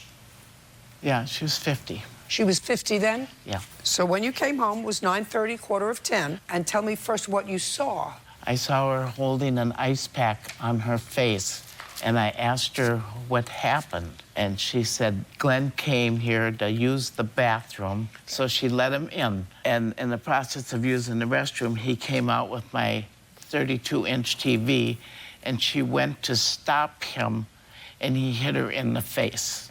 That's what she told me. And I was only in the house maybe 5 minutes before the police were knocking on the doors. Had your daughter called the police? Yes. Okay, so she had called the police before you even got home? Oh, yes. Do you have the police report? No, I don't have that. Do you have the police Yes, I report? do. I'd like to see it, sir. Okay.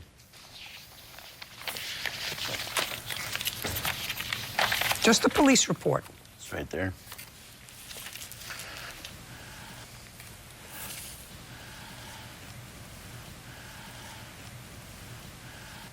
You do know that these reports indicate that you were totally uncooperative, had to be placed in a hood, a spit hood, had to be... Are you telling me that you were not high on some sort of drug or alcohol that night when they came to your home to arrest you? Excuse me, Your Honor. Let me first say this. I asked you a question, Mr. Hazelton. We had no, an I was agreement. not high. No, I was not high. No, I was not on no drugs, okay? My actions speak louder than words.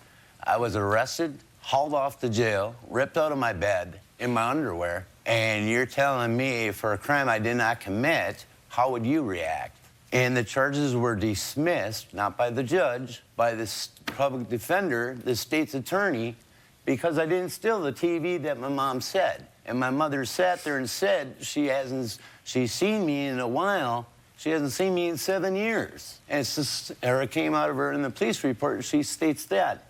And my sister said 2 different signs. She said she came home in an ice pack, but there's no bruises or marks on her. I hit her 3 times. It's all a lie. And why don't they look in her question and call me and ask me, did I do this? They know where I live. You know? They're trying to give me 46 years for this TV. My life is a little more than 46 years, okay? Or acting out in jail or whatever. I didn't do it, and this is the reason I'm suing my mother. I'm out $2,500. I could have got... Your case is dismissed, Mr. Hazelton. You have no case against your mother. We're finished here. As far as our excuse, you may step out. It wasn't about the money. He figured, well, if he got dismissed, It was about to show the world that I didn't steal her TV.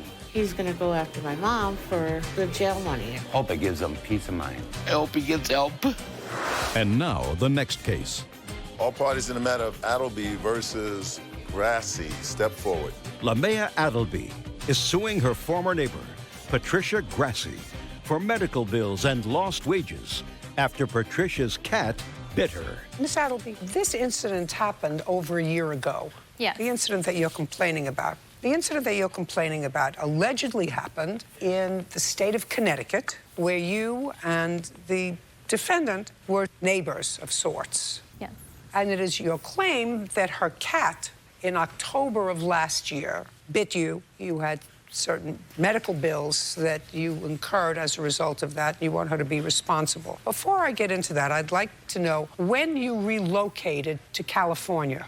I relocated end of June. I'm a travel nurse, so I move every 3 to 4 months. So I was here June 26th.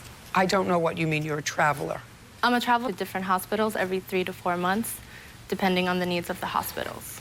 So you were in Connecticut from October to June. No, I was in Connecticut from July to October. July through October. Then end of October, October 30th, I moved to New York City, and I was there... Just a minute. And you were in New York City until when? Till May, mid-May. Now, New York City is much closer to Connecticut than is Los Angeles. So my first question for you would be, why did you choose to initiate this case when you moved to Los Angeles rather than for the time that you were in Connecticut and then close by in a state that touched the state where this happened, rather than waiting until you were thousands of miles away? Judge Judy continues in a moment. We're talking about the $3,000 that she got as a bill from the emergency care that she went to before she knew that your cat was up to date on its rabies shots, because she has to protect herself. Real cases, real people. Judge Judy. Lamea Adelby is suing medical bills and lost wages after Patricia's cat bit her. Okay, why did you choose to initiate this case when you moved to Los Angeles rather than for the time that you were in Connecticut? I didn't receive the bill till late April of 2016, and I was already planning to move to LA. Well, you didn't move until May. Yes. You received bills in April from whom? From Norwalk Hospital. It's my emergency room bill of $3,013.30 right here. Are you telling me that you have no insurance? I do, but after insurance, this is what the cost was. After insurance, there was a copay of over $3,000? Yes. How much was the whole bill? It was a lot more than that. This breaks it down. I'd like to see that, please.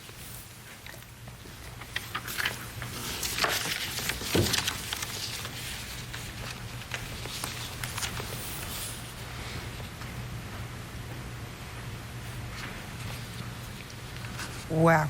And you were there just for the afternoon at Norwalk Hospital? I went there at night to go get my rabies shots. Okay, and but then you had didn't stay over in the hospital? No. What? What an outrageous bill. It is, yeah. I was so shocked. $9,000. And your insurance paid almost $6,000. Yes. We're going down the toilet as a country. Okay, and it is your claim that this visit to Norwalk Hospital and the resulting bill that you have, which is $3,000, is a result of Miss Grassi's black cat biting you. Yes, I have a picture of the bite. Now, Miss Grassi, I understand from reading the complaint, this happened on October 15th? Yes. October 15th. October Thank you 10th. for helping me. It's happened on October 15th. You have a black cat, or you have two? I have two black cats. Now, on October 15th, I want you to tell me what happened. It was October 10th, actually. And I was driving home from work. I was parking in my parking lot, and I noticed a black cat. And he approached me and was trying to follow me up to my apartment. I went upstairs and tried to open the two sets of doors, trying to go in real fast because he was trying to go in. To your apartment? Yes. He was trying to go in, and I didn't allow him to, and I was trying... Tell me what you did. I just tried to open the door real quick to avoid him and to go inside because there's two doors, and he was already there, and then he bit me on my left above my ankle, and I just went inside as fast as I could. Okay. And you called animal control, you called the police. I originally went to urgent care, and I have a report from them. Did you call animal control? The urgent care did. Urgent care? Yeah. I have this, and they say that they called them. And you described the cat? Yes. How far does the defendant live from you? She lives across the street at the time. I also have the report from animal control. Now, I'm going to look at that in a second.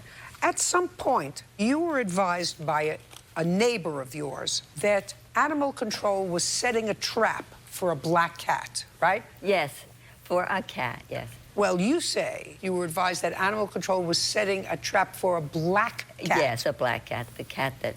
And your cats go in and out? Both of them or just one of them? No, one. The other one is strictly a house cat? Very elderly and arthritic and doesn't move. Okay, so the one that goes out is a black cat? That's right. Is that cat bitten before? No. May I see the animal control report? And she had told me that her sister gets bitten by that cat whenever I first met her. When did she tell you that her sister was bitten by that cat? I think I met her around October 14th, 4 days after they located her and the cat. And I was around all the time, and he bit my sister. He bites my sister all the time. What did you say to her when she said the cat bites my sister? Well, I was shocked that a cat like that should be roaming around the street and biting around without our knowledge, and it doesn't even have a collar. What's your sister's name?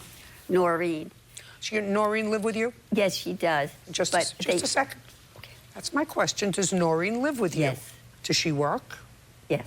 Is she working today? No. Where is she today? She's taking care of my cats and dogs. How many cats do you have? I have two. How many dogs? Two. They're all rescues. When did you rescue this black cat? The one that bit her? Yes, about 5 years ago. I'm not sure of the date. When you were told about this, you did in fact pay for the rabies shot that the plaintiff got. Is that right? I did. Is that an arrangement that you made with animal control as well? No. Animal control, as soon as I told animal control that my cat was up on his rabies shots, and told him the name of the vet, and told him to call the vet if he had any questions. What date was that? It was after the day that Lamia came to see me. So That it was must have after been her- the 14th or the 15th. She had already been to the emergency room. Yes. She incurred this bill before she found out it's rabies shots. Yes. But may I say something? Sure. Okay. She got the initial rabies shot, but there are 3 booster shots. We're not even talking about the booster shots. We're talking about the $3,000 that she got as a bill from the emergency care that she went to before she knew that your cat was up to date on its rabies shots. All right.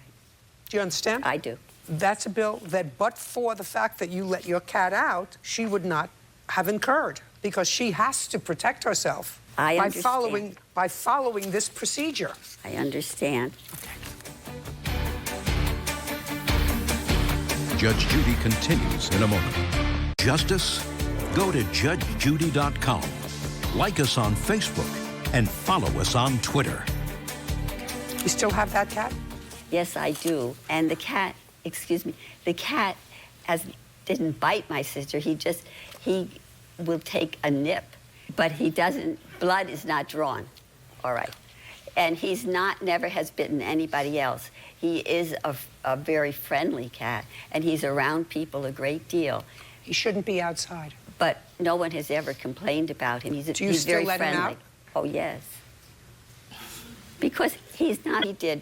But people come up to me and tell me, people who lived in the same apartment house that she does, and they say, oh, your cat's so friendly. I just love him, and they have names for him, and they visit with him. Miss Grassi, you owe her $3,000. Judgment for the plaintiff. We're done. Parties are excused and they step out. Judge Judy continues in a moment. And on the next Judge Judy. You hit her brand new car, and you were dodging her. She came to my house because she wanted her money. You're suing her for harassing you. So let's understand what the ground rules are here. Judge Judy. I guess she knows what she's talking about because that's her job. I'm so happy about her decision. I do love my cat, and other people don't have that affection. As a nurse, I knew I had to go get treatment. You have 48 to 72 hours. Otherwise, I get rabies, and I could die if the cat did have rabies. He's an outdoor cat. He was rescued from being outside. People should have collars on their animals and not have them roaming around the streets, especially if they're known to bite or nip around. You just can't take an outdoor cat and make him an indoor animal. I'm glad I'm fine, and I'm glad everything turned out well today.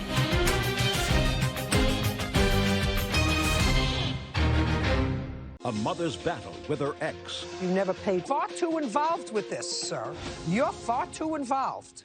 Then her new man picked up the fight. I walk my kids to school. They come in with guns. They've been threatening my life. He wanted to disrespect me, slander me. I'm not saying I'm completely innocent. I'm not. There sounds to me like there's enough blame here to go all the way around. Judge Judy. You are about to enter the courtroom of Judge Judith Scheindlin. This is Judge Judy. Jeanette Ward and her fiancé, Travis Galloway, are suing the father of Jeanette's child, Jonathan Reed, for a false restraining order and harassment. Order. All rise. It's case number 383 on the calendar, the matter of Galloway Ward versus Reed. Thank you. You're welcome, Judge. Parties have been sworn in. You may be seated. Ladies, have a seat. We're going to start with you, Miss Ward. Miss Ward, you and Mr. Reed have a child together. Yes. A girl or a boy? A girl. And she's 7? Yes. And you lived in what state when she was born? In California. Did you ever live with Mr. Reed? Yes. For how long? 2 years. And after you separated, you remained in California? Yes. And you met Mr. Galloway? Yes. And you and Mr. Galloway have been almost 5 years. You have a child together? We have 2. Where are you from, Mr. Galloway? I was born and raised, I was in Long Beach, California. Long Beach, California. Do you have family elsewhere? I was raised in foster care. I never grew up with my mom or dad. Do you have any connection to the state of Washington? I have friends. Yes, I do. I have friends out there. I moved out there to... Did you have friends when you moved there? Yes, ma'am. From school, from just growing up, from work friends, and we decided to go out there for a better way of living, better living. And that was after your 2 children were born? Yes, ma'am. So in what year did you and Miss Ward decide to go to the state of Washington? I want to say, was it December, late December of last year, January this year. And you took Miss Ward and Mr. Reed's daughter with you? Yes, ma'am. We took our family with us. Yes. Well, you took his family with you. You're correct. You're correct. And so this is what I'm gathering, putting together this case. You left the state of California with your 2 children. Yes. You said you were moving there for a better life. Yes, ma'am. And in all probability, without Mr. Reed's consent, you took his daughter as well. Did you have Mr. Reed? These papers don't make that clear, but I assume there was a lawsuit brought by Mr. Reed. Yes, ma'am. To return his daughter to her home state, which was California. You're correct, yes. And the judge who heard that case agreed with him. Yes. And said, you're a mother, you're a father, you each have rights. You can't take Mr. Reed's child out of the state of California because your family wants a better life without consulting him and putting him in the mix. Child is entitled to have two parents. Your Honor, Mr. Reed hasn't been in the child's life. He hasn't been around. Well, what I can tell you is, from what I gather from the papers, he now has custody of his daughter. You're correct. Since when? He had custody September, but we went back to court, and we got joint custody. Well, how are you going to manage joint custody from the state of California to the state of Washington? The judge let me allow her to come visit me on her breaks, her winter, summer, and spring breaks. That's great. So you have her during holidays, winter breaks, and during the summer. Right. And other than that, she lives with her father in the state of California. Right. Who do you live with, sir? I stay with my grandmother right now. And where is your daughter living? With you and your grandmother? Yes. How is she? She had a blast. Like November 19th, she just turned 7. She's having fun. Me and her's reconnected very good. It hasn't been that good since she moved away from her mother. It's kind of hard to undo everything that they have done. Excuse me, Your Honor. We have video that's showing that his daughter is telling that she doesn't want to live with him. She wants to come back home. Well, the problem, sir, is that you made a life choice to leave so that effectively... The reason why I left was because of harassment from him and his family. They came coming to my door with weapons. I walk my kids to school. They're coming with guns. They've been threatening my life. Well, I don't know what this lawsuit is about. I'm not quite sure. What you're suing for are the expenses that you had to incur coming back and forth to litigate this case from the state of Washington to California. That's true, and also for harassment against Mr. Reed, and my moving costs because I moved out of state, trying to get away from his family and the threats. Well, that's not what you told me initially. What you told me initially was that you moved to the state of Washington because you had friends there and because you wanted a better way of life. Yes, ma'am. And I probably was a combination of things. Didn't necessarily need Mr. Reed in your family life. You have a lovely family, 2 children, and 3 with Mr. Reed's daughter, and she was well enmeshed in your family, which is all very lovely, but your mistake was your mistake, saying to him, you are a non-parent. We don't have to ask you if we want to move. No, we had no contact with him. For how long? For years, We went to court. We have video. Just a second. We had a court hearing in October of 2015 where he was supposed to come pick her up from school every other weekend and every Wednesday, and I have video evidence. Just a second. Who brought that proceeding? The to judge. Give him, no. The judge doesn't bring a proceeding. Either you brought a proceeding against him, or he brought a proceeding against you for visitation with his daughter. He did. He did. And he never... Just a second. I'm sorry. That would be very, very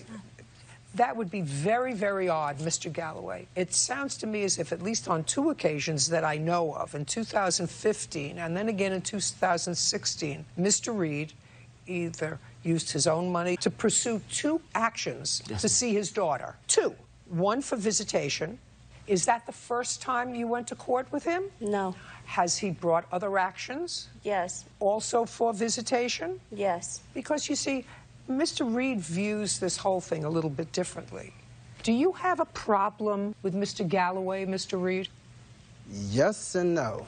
Well, let's start with the yes first. The thing is, you know, he wanted to disrespect me, slander me. How did he disrespect you? He called me everything under the Tuscan sun. Because he... When? Constantly. He mentions me in his Facebooks. He mentions me a lot. May I see what you're referring to? Let's see. Well, matter of fact, just... No, don't give me a whole bunch of stuff. Just give me exactly what you want me to read. Okay, there we go. And he also just, I got text messages just saying I'm using my daughter for EB, just trying to get food stamps and everything else, which I know I work a lot. And he's saying he's disabled. So pretty much it's been a whole bunch of shh. And I got stuff on Facebook. I got stuff on my text messages too. I had to comply with... Oh, yes, ma'am. You want to tell me what this... Let's see. Well, I can tell you what this is about. He's filed different restraining orders on me. I got a phone call from Jonathan's brother saying, oh, well, come fight me. They tried to set me up to come fight them. And if I would have came, I promised Jeanette, no, I'm not going to go fight them. But what I got a phone call saying, come fight me, come fight me, come fight me. If I would have came, they had the lawyers and the restraining orders so that I can get caught up and sent to jail for fighting them. I said, well, that message is, okay, well, if you guys want to fight, we can fight fairly as men. No guns, no restraining orders, no help, no, you know. Mr. Reed. And that was my reaction towards their action. There sounds to me like there's enough blame here to go all the way around. Yeah, I'm not saying I'm completely innocent. There's I'm not. Enough blame to go all the way around.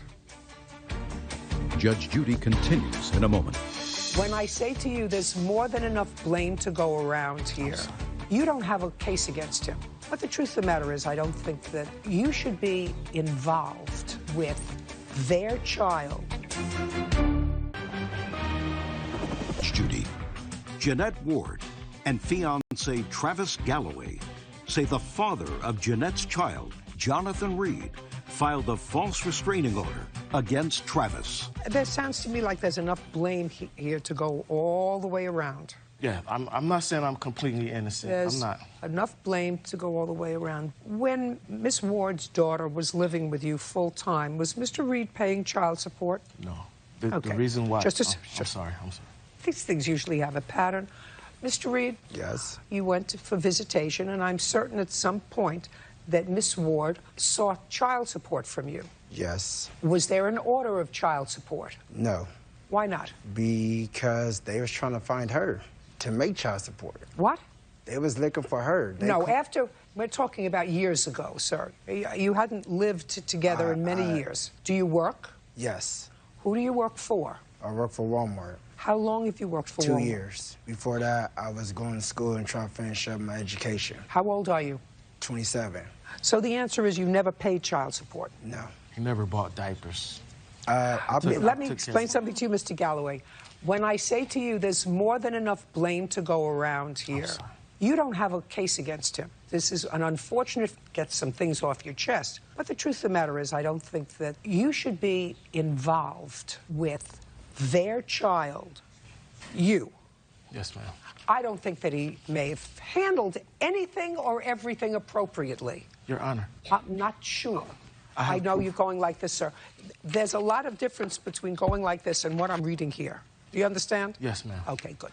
But I have proof on my phone from text messages that I have not been involved. I have every text on my phone. You have not been involved I with have what? not been involved. He's bringing my name up. Just a second. He didn't sue you. You sued him. That's what brought us to court today. I'm suing him for harassment. I'm suing him for harassing me. I'm not suing him. I'm not involved in the child. Mr. Galloway, did you ever seek and receive a protective order against Mr. Reed? Did you ever seek a court-ordered protective order against Mr. Reed and receive one, is my question. No, I have not. Okay. I received bogus reports. That's not what I'm talking about. Okay. Did Mr. Reed ever seek a protective order against you? He's tried. Just a second. The answer would be yes. Yes. He did. And was he granted a temporary restraining order? It was denied. I didn't say final. Was he granted a temporary? No, ma'am. Was not. So that you didn't risk being arrested. That's just 2 days ago. Oh, that's outrageous. What? Who are you? I'm the aunt.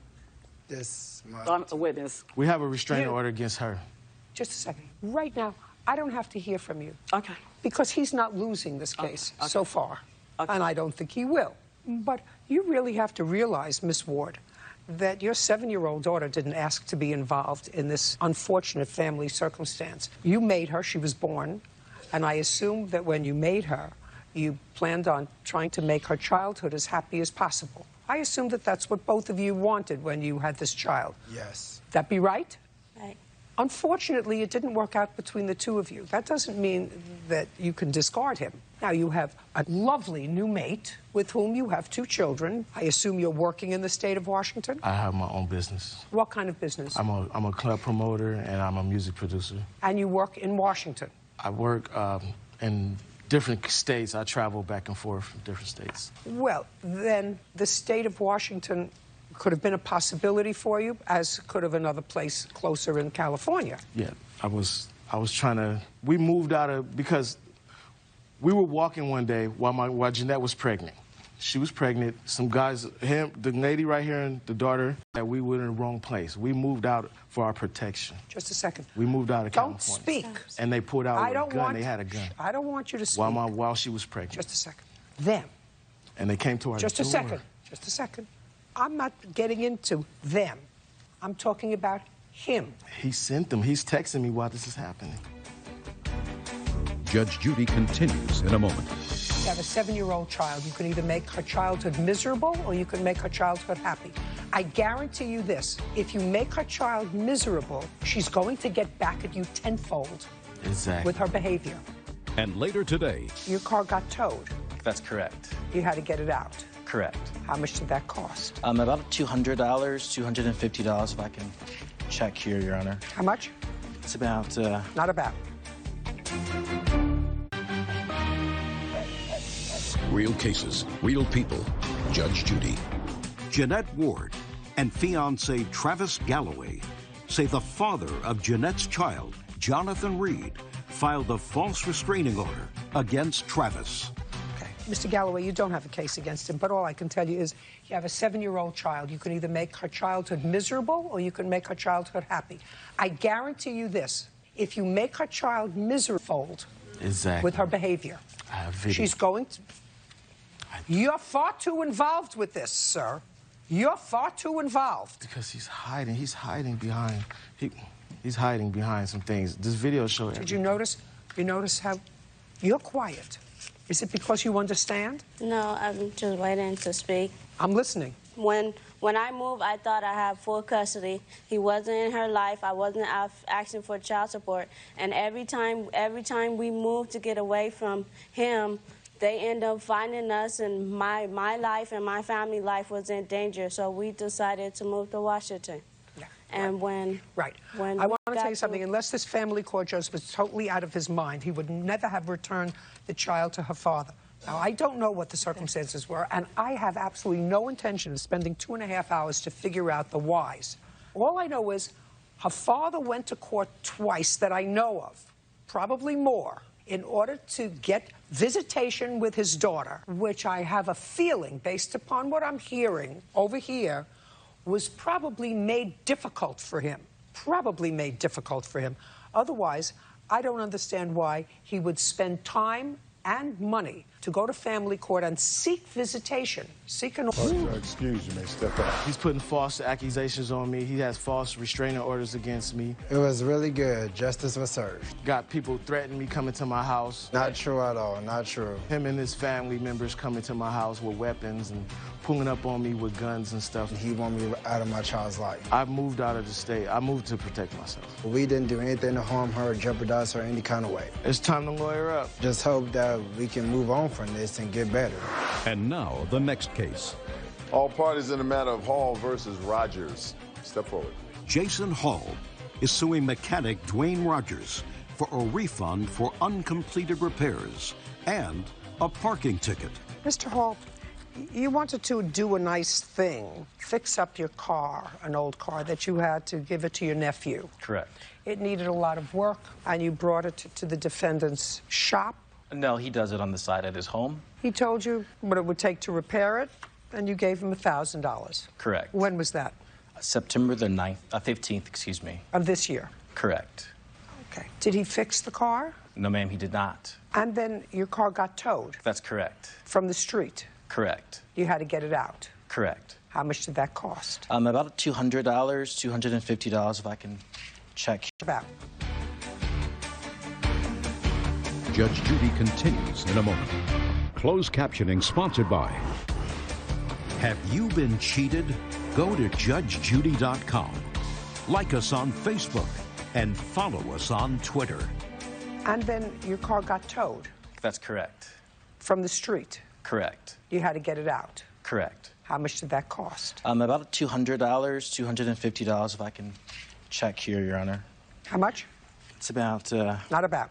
$250. When you got the car out of impound, now when you brought it to him, you had to have it towed to him because it wasn't drivable? Initially correct. When you picked the car up from impound, from where it had been towed, was it drivable? No, ma'am, it was not.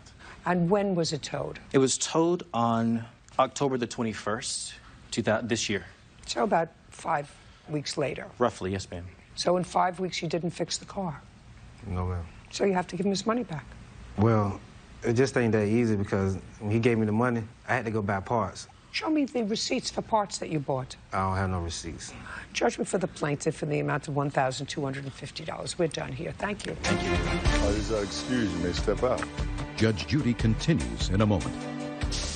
And on the next Judge Judy. Very quick. I don't have all day just to be working on the car. I have a small window after I get off of work. The evidence was there. She needed to see it. She saw it. When the car had got towed because of bad tags. Take it to a dealer if you need it fixed. The only thing he had to do was just change the tags, and it was still been there, and I could have fixed it.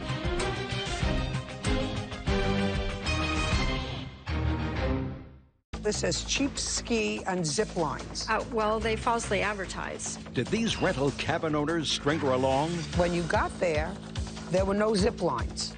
They had closed their doors. Well, they don't own the zip lines, right? Right. But her lack of adventure left them hanging. I don't understand why you left. There was nothing to do. My children didn't want to stay. Yeah, well, then you have spoiled children. Judge Judy. You are about to enter the courtroom of Judge Judith Scheindlin. This is Judge Judy. Stuart and Barbara Strother are suing Claudia Areola for a cabin rental fee. Order. All rise.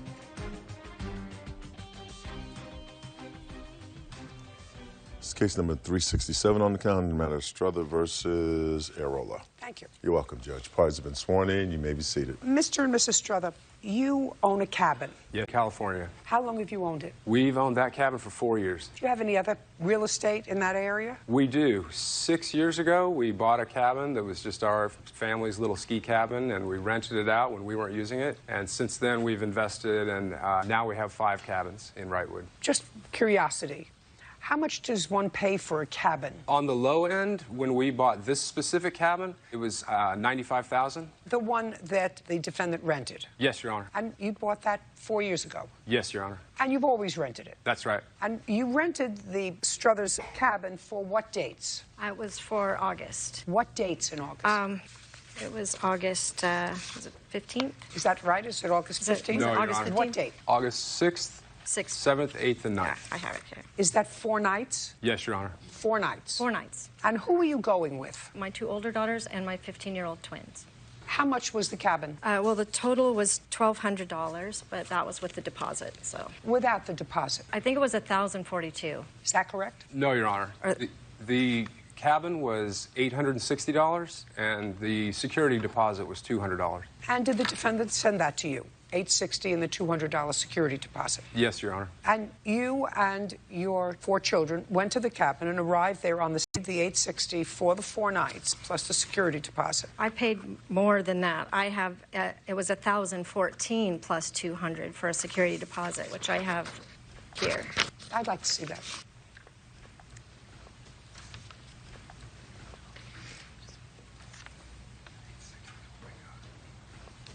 Oh, well, the 4 nights were $860. That's what it says And then here. the deposits. $860. Cleaning was $85. You also brought a pet. Yes. Is that right?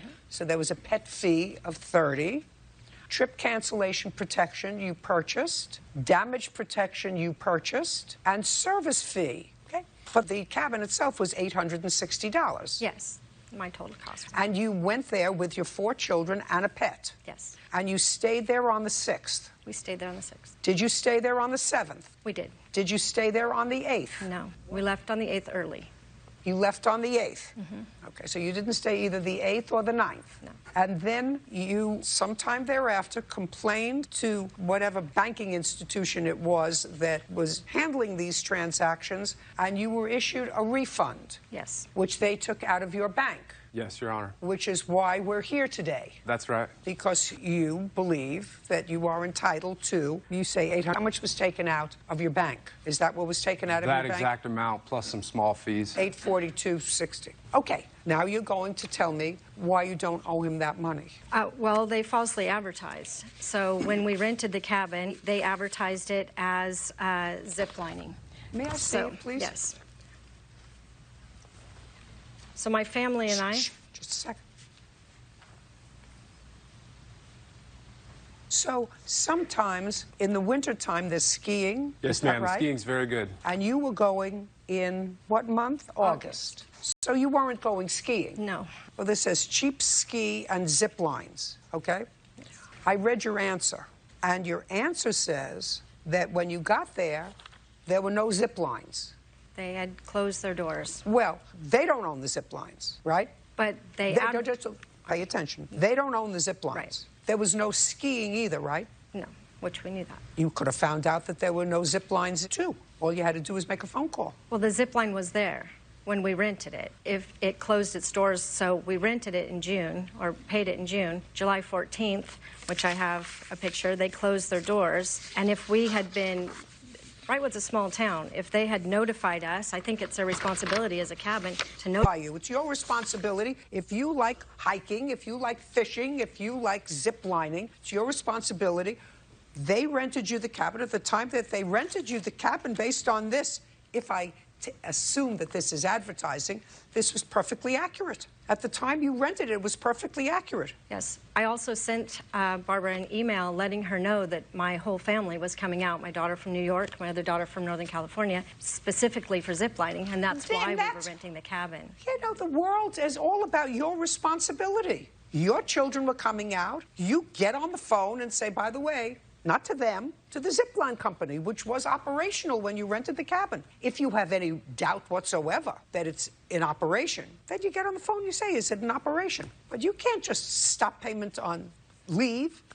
You rented the cabin. Somebody may just want to go there for hiking and not ziplining. I certainly wouldn't want to go any place for ziplining. I might want to go for the outdoors and walk around trails if it's pretty there. But I don't understand why it was paid for, why you left. Because there was nothing to do. Brightwood's a very small town. You have children who came to visit you from thousands of miles away, and you have this lovely cabin, and you couldn't find something to do with your children for 2 other days, like go out and talk to each other. I assume you don't see each other regularly. We don't. The older ones, no. And you're telling me that there was nothing that you could do with your family that you don't see regularly if there was no zip lining in what looks to me like a beautiful environment? Well, we weren't enjoying the environment, and my children didn't want to stay. Yeah, well, then you have spoiled children. But it's not their responsibility to keep you abreast of the comings and goings of business. You rented the cabin, you rented it for 4 days, you have a responsibility to pay for it, and you have your responsibility, because there's no false advertising here. You paid for something. You saw this, you liked it, you knew there was no skiing. At the time that you rented it, there was, in fact, zip lining. It closed subsequently. I mean, I'm going to give you an example that is way out. What if it closed the day before you got there because there was a death? You think you would be entitled to your money back? No, but... What if it closed 2 days before you got there because somebody who was ziplining got disconnected and broke their neck, and they closed it down until they figured out whether it was safe? You think you'd be entitled to your money back? No. Okay, so you're picking an arbitrary time. You're saying, well, it closed in mid-July. From mid-July till the beginning of August, those 2 weeks. So you thought 2 weeks was too much. Well, $842, judgment for the plaintiff. We're done. Thank you. Judge Judy showed a lot of wisdom in deciding this case. I do think it's, as a property owner, it is your responsibility. If you're coming up to hunt, I'm not responsible to make sure you have a hunting license. You know that someone is coming out to the middle of nowhere to do something specific. And you know the hunting season, that's up to you to know that. I think that it is a responsibility to at least let me know in time to... We're sorry for the family that they weren't able to do what they wanted to do. Either cancel our reservations so that we could have done something else with our time off. It was just unfortunate circumstances. And now, the next case. All parties in the matter of Martinez versus Perez. Step forward. 19-year-old Victoria Martinez is suing 20-year-old Jasmine Perez for the return of money she paid for a Saturn. Ms. Martinez, you bought a used car from the defendant and you want your money back. That's what the case is about. Yes, ma'am. How did you find the car? I saw a post on a page on Facebook that we were both members of. When did you purchase the car? October 29th. How much did you pay for it? $3,000. Did you write up a contract? No, I do have the bill of sale, though. Who wrote up the bill of sale? At the bank they did for us, but we both signed it. I'd like to see it. That's a contract.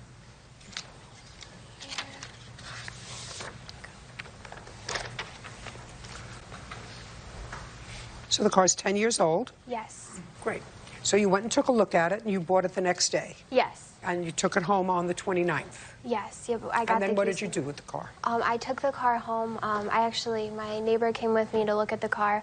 We took it home, and then I had called to find out about getting it registered in California and what next steps we would take to do that. And then we waited a little while, and then we ended up...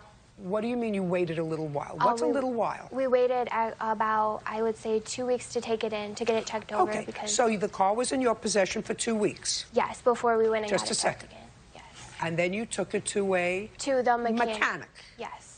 The same mechanic. I have the receipt that she had taken the car to, just to get it checked over to see if everything was okay. And that's when we found out that the car had never been smog tested in the state of California, which I knew from research it was illegal to sell a car. And I thought that those records just went immediately to the DMV. I knew that there wasn't like a certificate of anything for that being done, so I thought that it had been smog tested. Whatever you thought, you had the car in your possession for 2 weeks. And I was under that impression. And then when Your impression is really not important, Ms. Martinez. Right. You bought a used car. Right. When you buy a used car, generally you buy it unless there is a guarantee. If you buy it off of a used car lot, sometimes warranty. But usually when you buy a 10-year-old car from a private person, you buy it as is. Right. Now, what you do is when you buy a car, if you want to take it to a mechanic to have it checked, you take it and you say to the prospective seller, I'd like to have this car checked by my mechanic before you buy it. You knew enough to take the car to a mechanic 2 weeks later. What were you doing in that 2 weeks? Judge Judy continues in a moment. That's what your mechanic told you. Well, the mechanic told us the part was discontinued, which I have the receipt that they actually had told her that, so we can't get the car fixed technically. It will never be permanently fixed. I don't know that. You want to tell me what she's talking about? Real cases, real people. Judge Judy. Victoria Martinez says Jasmine Perez sold her a car with issues. Now, what you do is when you buy a car, if you want to take it to a mechanic to have it checked, you take it and you say to the prospective seller, I'd like to have this car checked by my mechanic before you buy it. You knew enough to take the car to a mechanic 2 weeks later. What were you doing in that 2 weeks? Well, we were waiting to get it registered until my husband got paid again because we spent the money on the car. So we waited, but we had already talked to them. You have to understand what the realities are. The realities are you had the car under your care and custody for a period of 2 weeks. Right. As she says in her response, I don't know what she did with the car in those 2 weeks. I don't know if she drove it. I don't know if her husband drove it. I don't know if anybody else drove the car in that 2 week period. When you gave it to her, did you take your plates off the car? No, I did not. So there were plates on the car, so you could have driven the car. Your husband could have driven the car. She could have driven the car. Who knows what happens to the car in that 2 week period of time? Right. It wasn't the next day that you took it. No. No, I know, because she said it. 2 weeks later, I got a call from her and said that the car couldn't be smogged. There was a part that was missing. But she said, I don't know what she did with that car in 2 weeks. Right. Neither do I. Well, we had taken it into the mechanic. We found out that it had not... 2 weeks later. Right, that it had not been smog tested and that part was actually discontinued and wouldn't be able to... The car had Guam license plates on it. Right. But before you sell a car in California, I have the paperwork right here from the DMV that you do have to get a car smog checked, and it's illegal to sell a car that isn't smog tested in California. Where's the car now? It's at home. It's just been parked. We haven't drove it since. Why not? It's not registered, so... Well, you should get it registered. Well, we can't because it's not smog tested. Get it smog tested. Well, we can't get it smog tested because technically it's still in her name, and she was the one who had to get it smogged. That it was smog tested before I could register it, but technically, when she sold it to me without it being smog tested, it was an illegal transaction. Ms. Martinez, the defendant will do whatever is necessary to cooperate with you in writing her name anywhere, I assume, to get the car serviced in whatever jurisdiction you choose. It's your car. Right. You have to do whatever is necessary to get the car registered out of her name. Right. Right. Right. I just knew that we couldn't take it in. I wanted to make sure that it was Should have done that it was before. legal. I'm telling you, you should have done that before you bought it. Right. But now you have it, and you know what you have to do in order to get it done, right? Do you know what you have to do in order to put this car on the road and get the Guam license plates off the car? Yes, I just knew. Your mechanic needs to get a part. Well, the mechanic told us the part was discontinued, which I have the receipt that they actually had told her that. She left me the receipt in the car from the repairs that she had done earlier on, and it said right on there that the part was discontinued, so we can't get the car fixed technically. It will never be permanently fixed. I don't know that. You want to tell me what she's talking about? Judge Judy continues in a moment.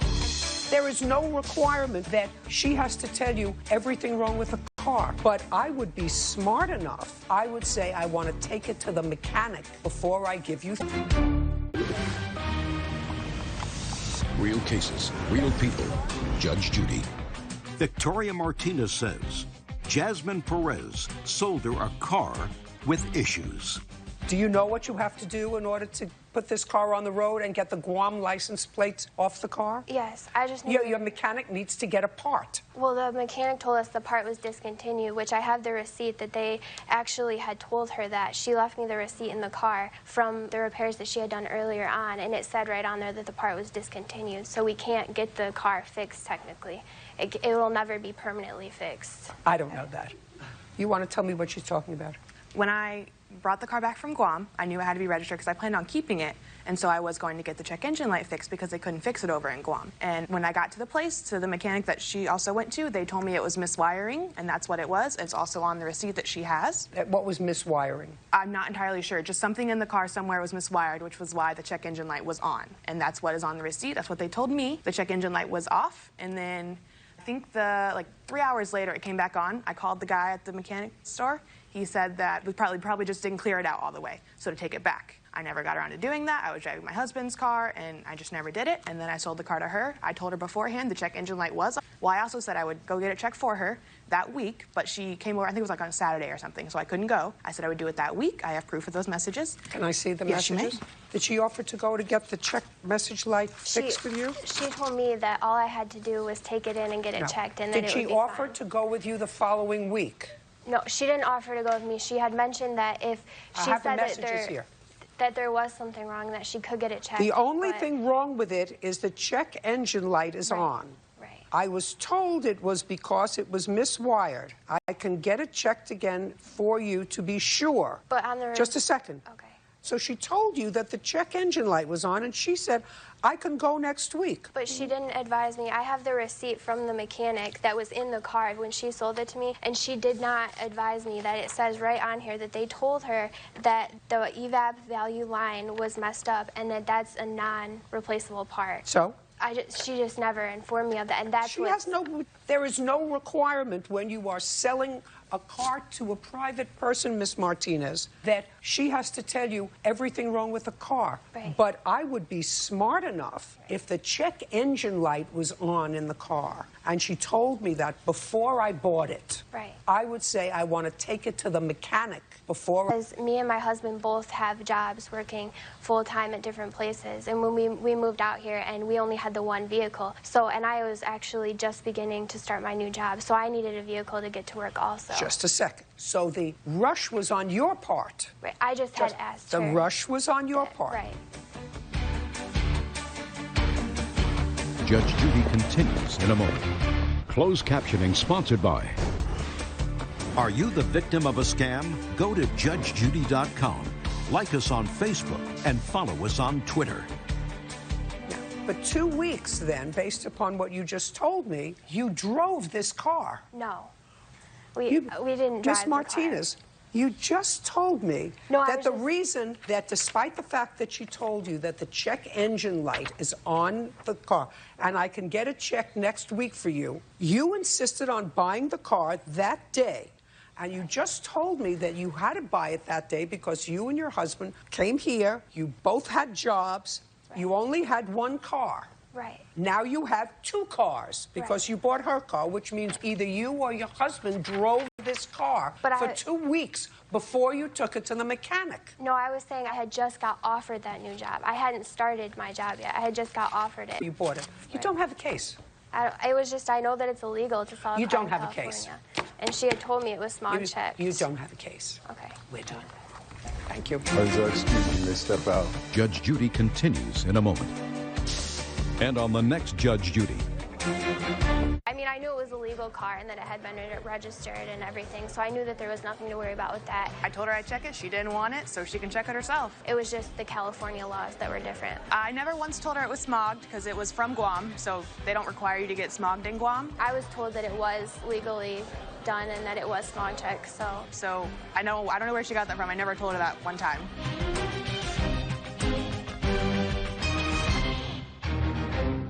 It was nearly lights out until their daughter stepped in. You opened it up in your name because it had been closed in their name? Both of them had debt in their name. But with utility bills still not paid up. I found out that it was about $1,800. I shut it down. How did they stay powered up? Did your mother open up the account again? Yes, she did. She closed the account. It was reopened.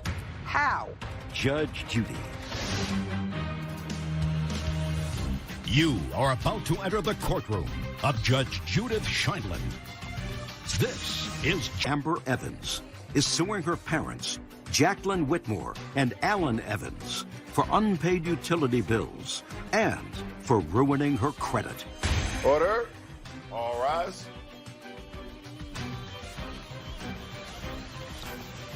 It's case number 389 on the count of the matter of Evans versus Whitmore Evans. Thank you. You're welcome, Judge. Parties have been sworn in. You may be seated. Miss Evans, these are your parents. Yep.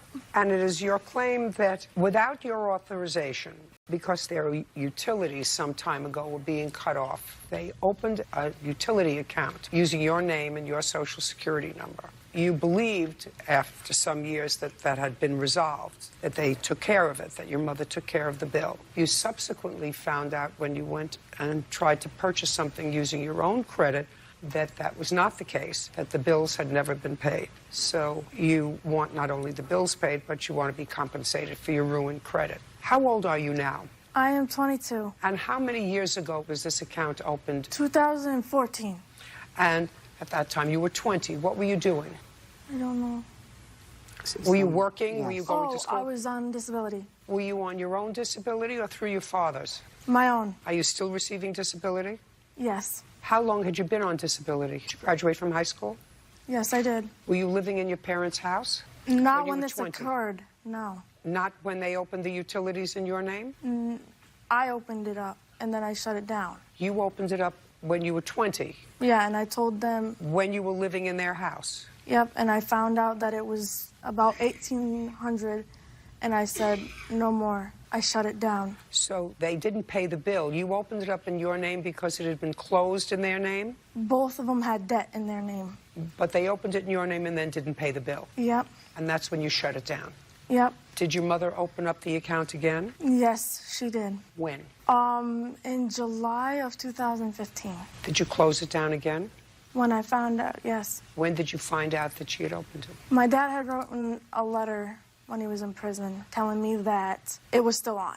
Did you write her that letter? Yes, I did, Your Honor. Tell me why you wrote her the letter. Because me and my wife wasn't getting along at the time, and I didn't want her bill to get any higher, so I thought... So you knew that your wife had opened it without her authorization? No, she had her authorization. The second time?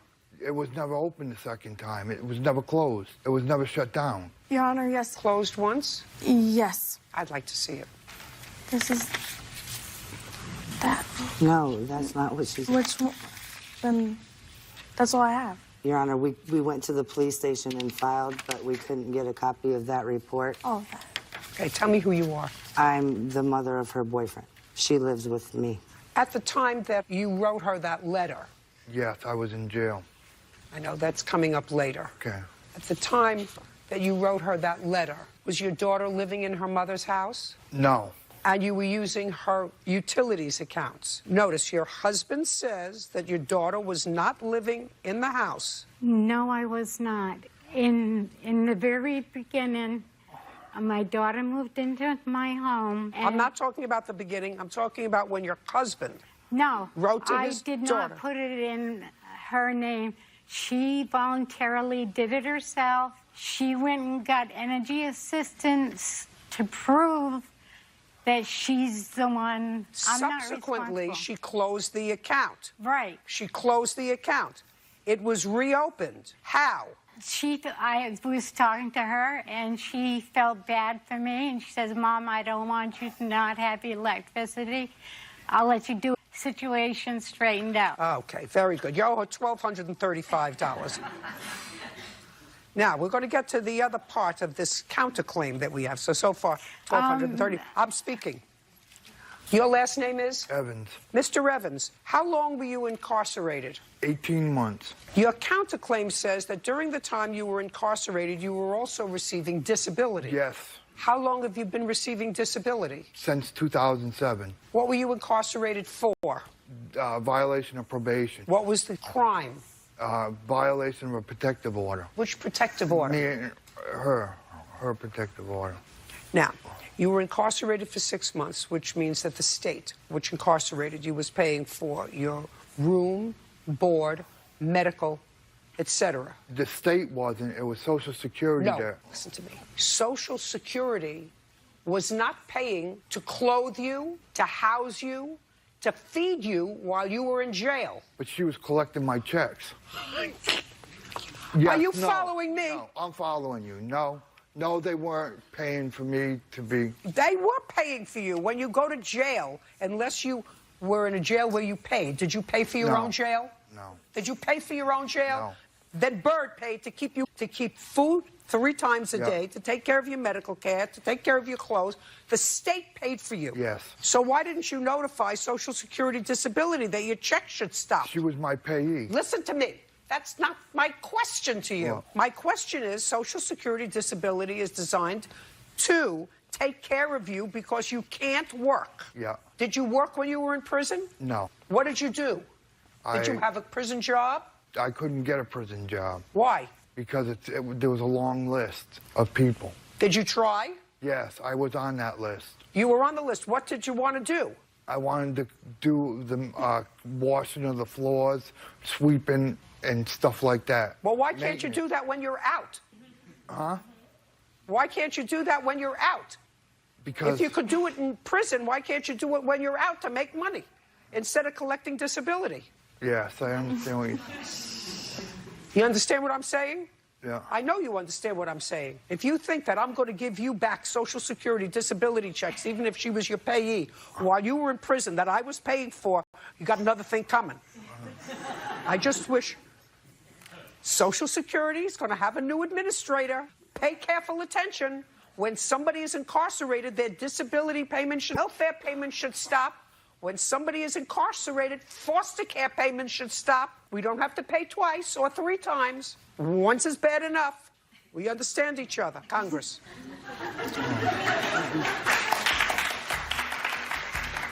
Judge Judy continues in a moment.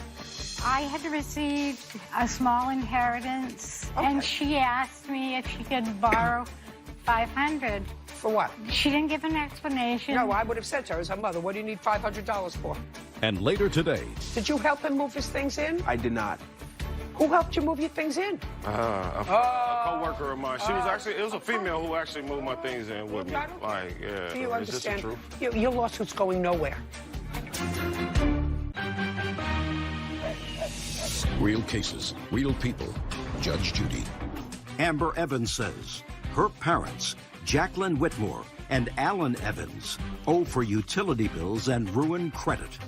The defendants are countersuing for an unpaid loan and stolen money. No, so you're not getting any money back. I don't care where your money went for Social Security. It's bad enough that you got it. I'm certainly not rewarding you by giving it back to you while you were in jail. Next is your claim, madam. Pay careful attention. It is your claim that you made when you loaned her $500 and the circumstances surrounding you giving her $500. July 16th.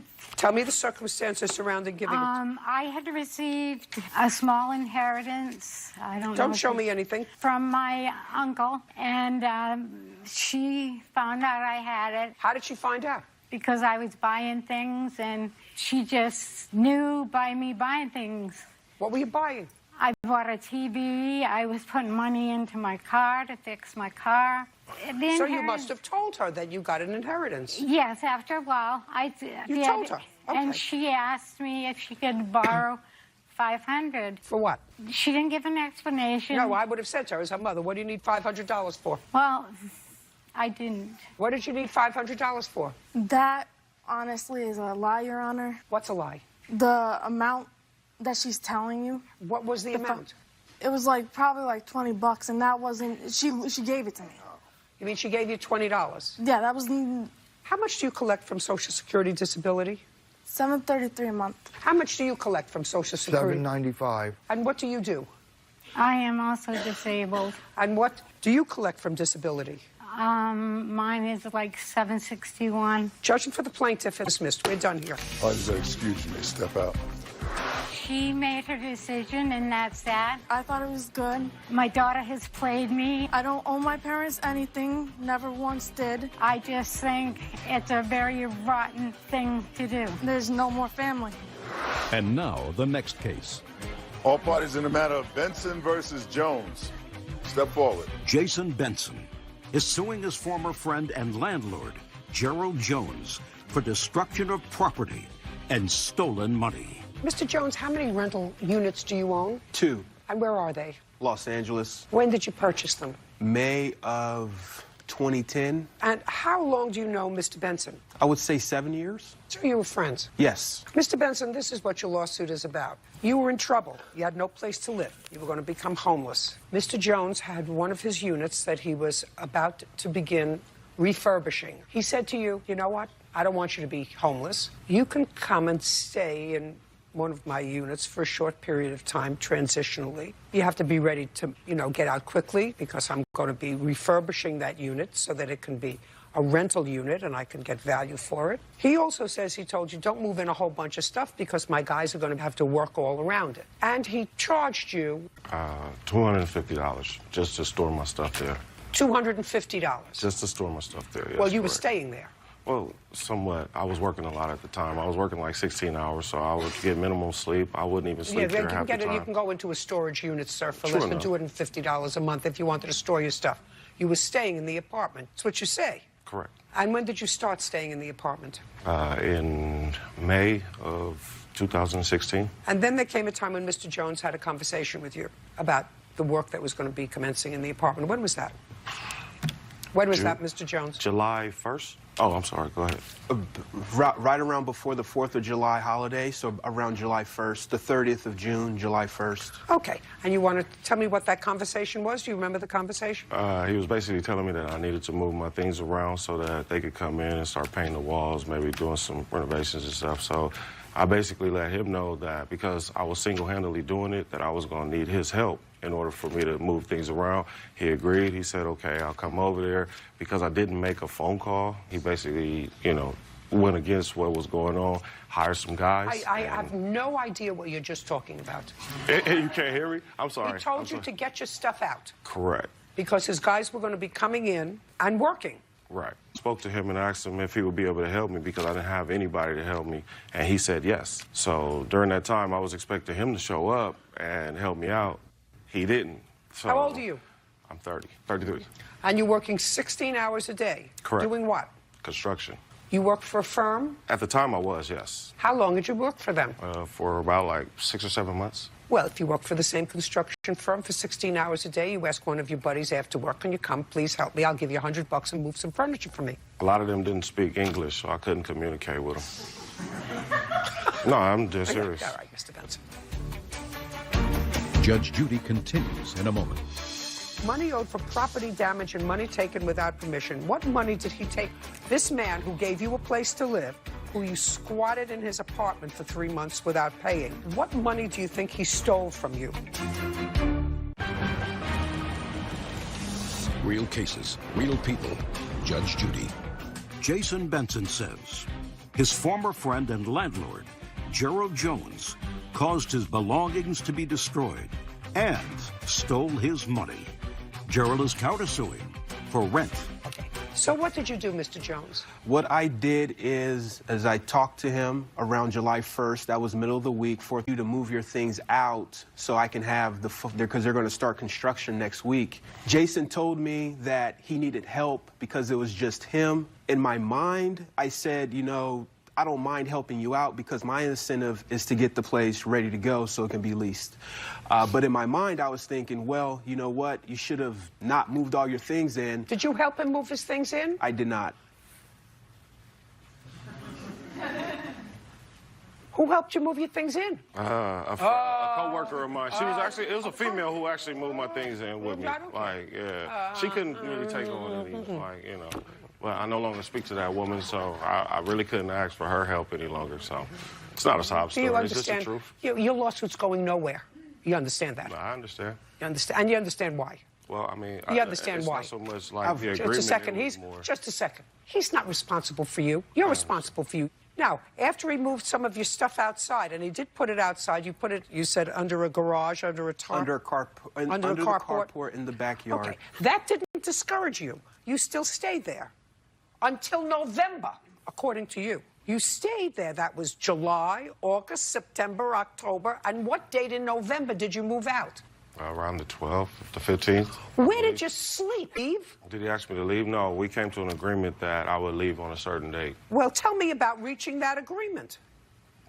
He came over to the house. What month? In November. November. Now, when you moved back in and slept on the floor, did you pay rent? Yes. October? Yes. Did he pay rent in October? No. Not he. Did you pay rent in September? Yes. Did he pay rent in September? I paid rent from May all the way until, what was it, September, correct? No, don't ask him. I'm asking you. You say he put your stuff out. Right. You slept on the floor, and you're telling me that you still paid him rent. I paid for that, yes. That's why I was so upset, and that's why I stayed, because I had given him a deposit. I had paid for that month. I moved in on the 26th of that month, and he still charged me for the deposit, the rent, and then 4 days later ended up asking me for the first of the month for the next month. So that came out to $1,000. So I basically kind of just went with the flow at that point. And we were friends at the time, so I mean, hey. This is a generic. I got the same paperwork that was written up, but the bottom line is that the $250 was supposed to be deposited into my Bank of America checking account on the 1st, which would have been May and June. I know, please, I know it was just something that we just wrote up because I know, but. Well, I have 3 receipts right here. I paid him cash originally, but I have 3 receipts right here that proves that it was deposited into his account, so I don't know how he only ended up with 2 of them. I just want to know whether you paid September, October, and November. September, October, and November. No, I didn't. For September, no, but for May, June, July, and August, yes, I did. I'm not talking about May, June, July. I'm talking about September, October, and November. Did you pay rent? No, I did not. During that time, I was going through a detainer. I don't care what you were going through. Judge Judy continues in a moment. Closed captioning sponsored by. Have you been cheated? Go to judgejudy.com.